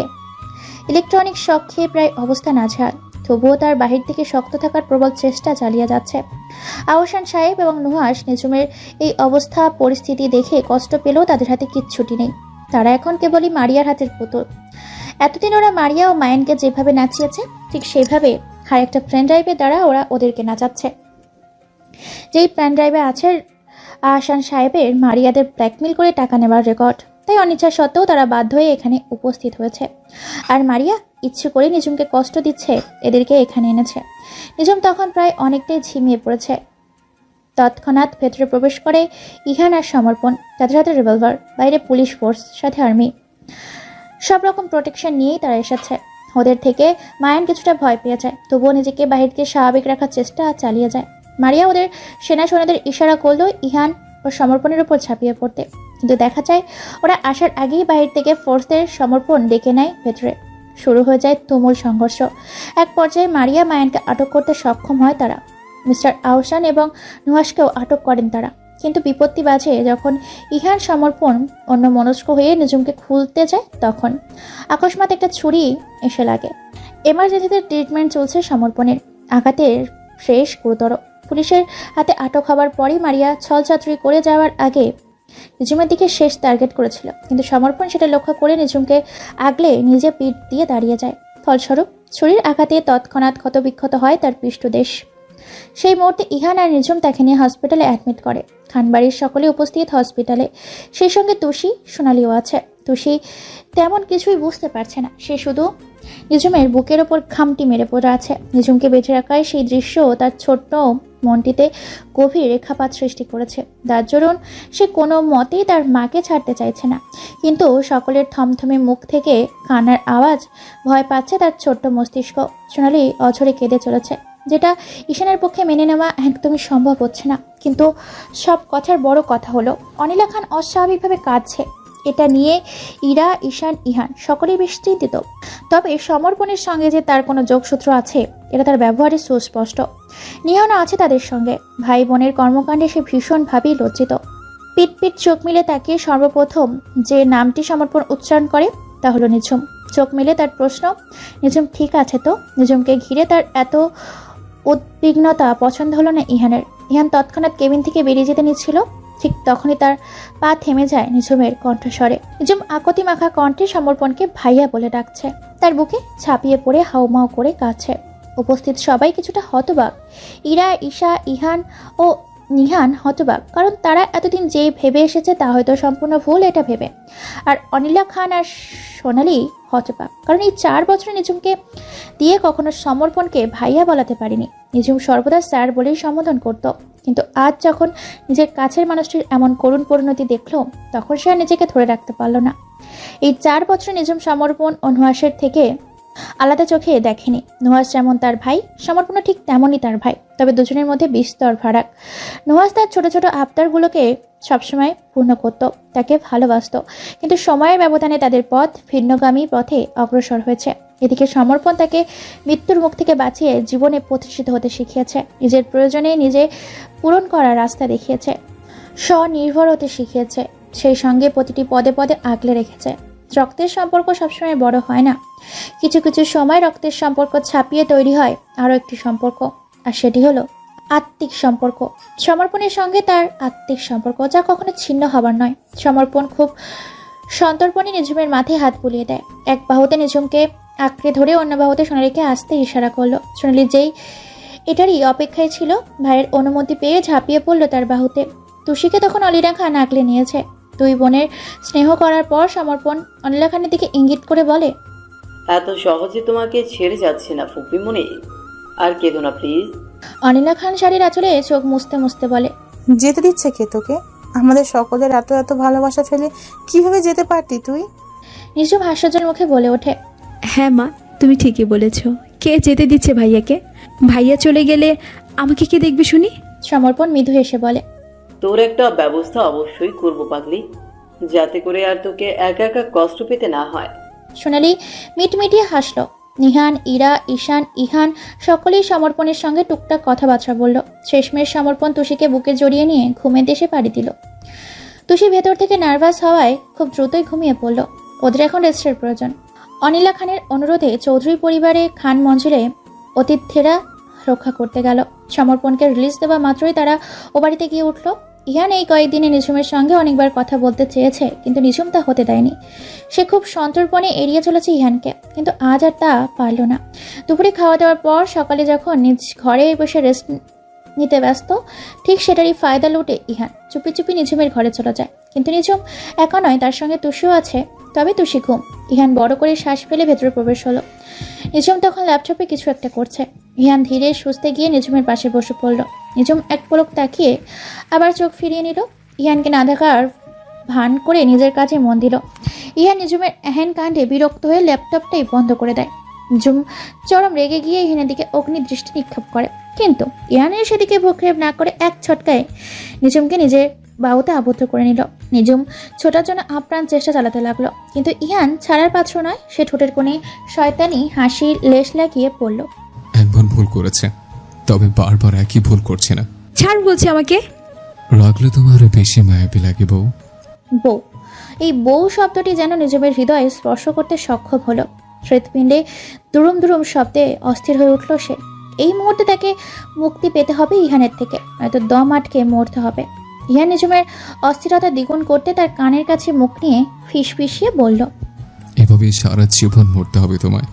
প্রতিনিয়ত আমাকে তিলে তিলে মেরেছ, এবার আমার পালা। ভালোবাসে বন্দিনী করে মারবো তোমায়, দম ফেলার জায়গা পাবে না। লজ্জায় মরতে মরতে মুখ লুকাবে আমার বক্ষ পিঞ্জরে। নিজম এক ধাক্কায় ইহানকে দূরে ঠেলে দিল। ইহান বোধহয় জানতো এমনটাই হবে। সে বিছানায় হেলে পড়ল কিছুটা। নিজম রেগে মেগে তার দিকে তাকিয়ে আছে, তবে চেহারায় লজ্জার ছাপ স্পষ্ট। ইহান তা দেখে ঈষৎ হাসল।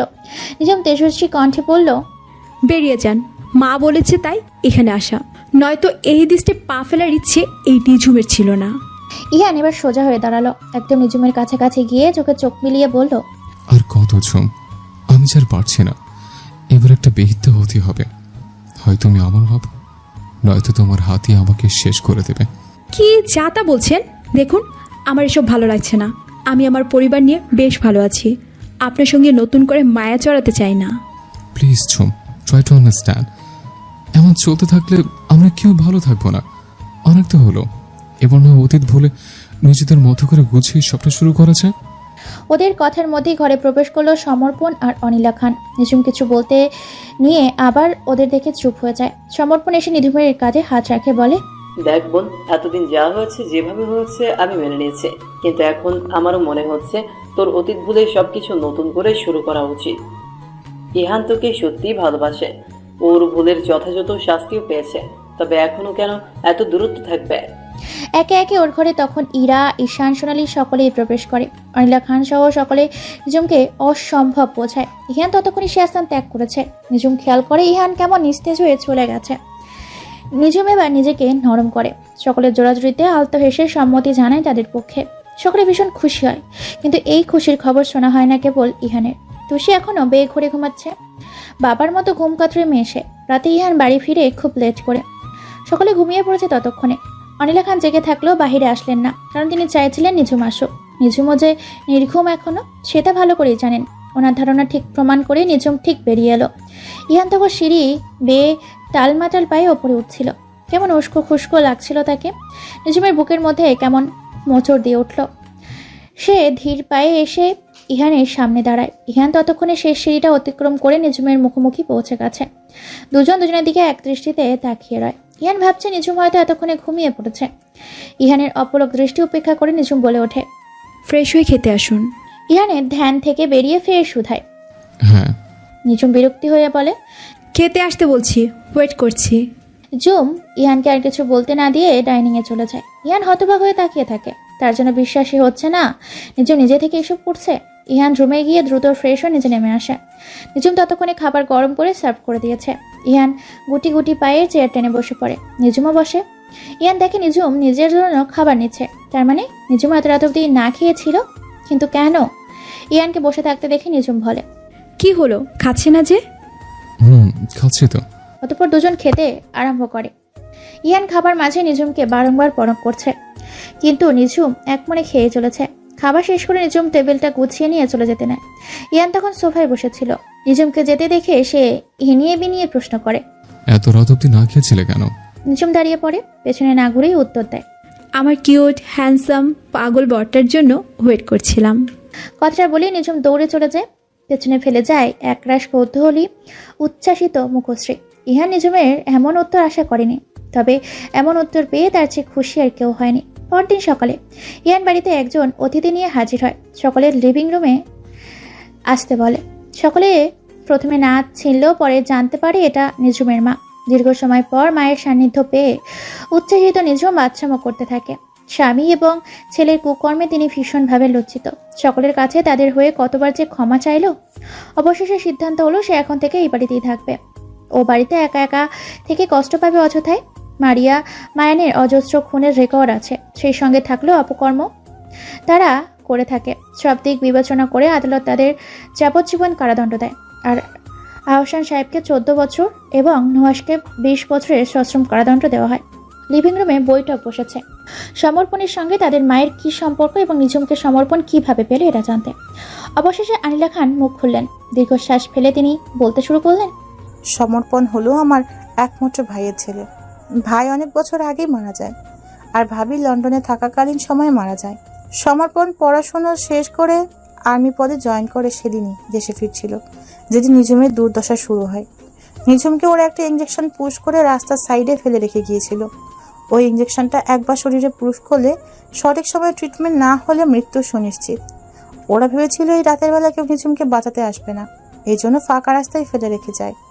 কিন্তু ভাগ্যক্রমে সমর্পণ ওই রাস্তা ধরেই সিলেট যাচ্ছিল। তারপর মাঝপথে সে নিঝুমকে পায়। সমর্পণের সঙ্গে সোনালি তুষিও ছিল। তুষি তখন 1 মাসের নবজাতক শিশু।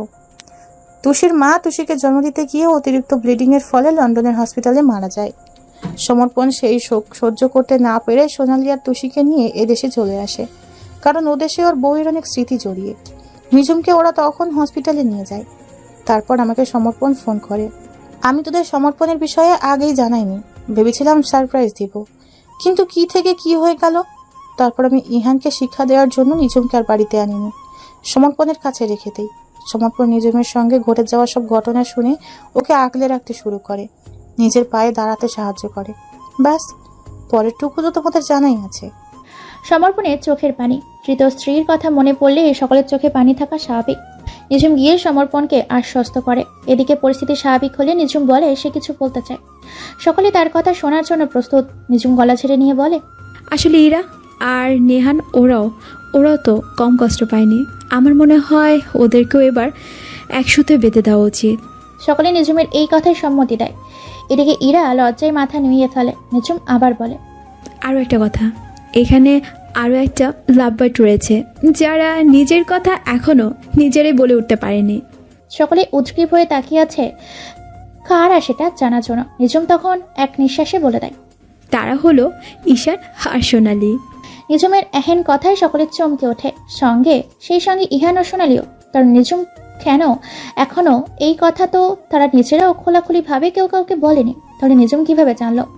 নিঝুম তখন তাদের দিকে তাকিয়ে দুষ্ট এসে বলে, আমি সোনালির ডায়েরি পড়েছি, জানি এটা অন্যায়, তবুও কৌতূহল দমাতে পারিনি, অগোচরে পড়ে ফেলেছি। ভাগ্যিস পড়েছি, নয়তো এত বড় খবর তো জানতেই পারতাম না। সকলে অবাক হলেও বেশ খুশি হয় পড়ে। ইরা সোনালির মাস্টার্স কমপ্লিট হয়ে গেলে ধুমধাম করে 2 জুটির বিয়েটা দেওয়া হবে। সমর্পণ চেয়েছিল তার সিলেটের বাড়িতে ফিরে যেতে, কিন্তু নিঝুমের জন্য তার সম্ভব হয়নি। নিঝুমের এক কথা, সে তার ভাইকে কিছুতেই একা থাকতে দেবে না, সকলে মিলে মিশে এক ছাদের নিচে থাকবে। গাড়ি করে পুরো শহর ঘুরেছে নিঝুম আর ইহান। তুষিকেও আনতে চেয়েছিল, কিন্তু বাড়ির কেউ আনতে দেয়নি। সকলে মনে করেছে ওদের একটু প্রাইভেসি দরকার। গাড়ি এসে থামে এক লেকের পাড়ে। 4 বছর আগে যেখানে বেড়াতে এসে তাদের চরম বিপদের মুখে পড়তে হয়েছিল। এই জায়গা দেখে নিঝুম বেশ অবাক হয়, কিন্তু কিছুই বলে না। চুপচাপ ইহানের সঙ্গে গাড়ি থেকে নেমে হাঁটতে থাকে। হঠাৎ নিঝুমের পায়ের সঙ্গে কিছু একটা লেগে এসে পড়ে যেতে নেয়। ইহান সেই মুহূর্তে তার কোমর জড়িয়ে নেয়। তৎক্ষণাৎ চারপাশ থেকে অজস্র ফুলের পাপড়ি তাদের মাথার উপর পড়তে থাকে। নিঝুম চোখ বন্ধ করে নেয়। হে কেমন অনুভূতি, হে কেমন পরিবেশ, সবকিছু স্বপ্নের মতো। ইহান নিঝুমকে সোজা করে নিয়ে সামনে হাঁটতে থাকে। সামনে ফুলের পাপড়ি দিয়ে বড় লাভ শেড তৈরি করা, তার মধ্যে লেখা চুম প্লাস ইহান। তারপর কিছু দূর একটা সজ্জিত টেবিলে কেকের আয়োজন করা। নিঝুমকে কেকের কাছে নিয়ে যায় ইহান। কেকের উপর ছোট্ট অক্ষরে লেখা, নতুন জীবনের স্বাগতম বিবেচান। লেখাটা দেখে নিঝুমের চোখ পেয়ে 2 ফোঁটা জল গড়িয়ে পড়ে, তবে এই জল আনন্দের। ইহান নিঝুমের চিবুক তুলে ধরে খুব সন্তর্পণে সেই জলটুকু মুছে দিল। মাথা নেড়ে ইশারা করলো আর যাতে না কাঁদে। অতঃপর দুজন কেক কাটলো। কেক কাটার সঙ্গে সঙ্গে আকাশে রং বেরঙের আতশবাজির শব্দে ভেসে ওঠে। নিঝুম সেদিকে তাকিয়ে আরো অবাক হয়ে যায়। আতশবাজির সঙ্গে সেই মধ্যে লেখা ভাসছে, ভালোবাসি বিবেচান। নিঝুম খুশিতে ইহানকে শক্ত করে জড়িয়ে ধরে কেঁদে ফেলে। ইহানও নিঝুমকে জড়িয়ে নেয়। উপভোগ করে দুজনের কিছু ভালোবাসার মুহূর্ত। আজ যেন সব আধার কেটে গিয়ে আলোর ঝলমলি উঠল ওদের জীবন। শত প্রতীক্ষার পর এক অন্তিম আনন্দের ছটাক। লেকের পানিতে পা ভিজিয়ে ইহানের কাঁধে মাথা রেখে চোখ বন্ধ করে নিঝুম। সহসা চোখ বন্দোবস্তায় ছন্দ কেটে উঠল। কাচের গায়ে বৃষ্টি ফোঁটা, শূন্যতা আর আসবে না। পূর্ণতার রঙিল খামে তুমি আমি দুজনা।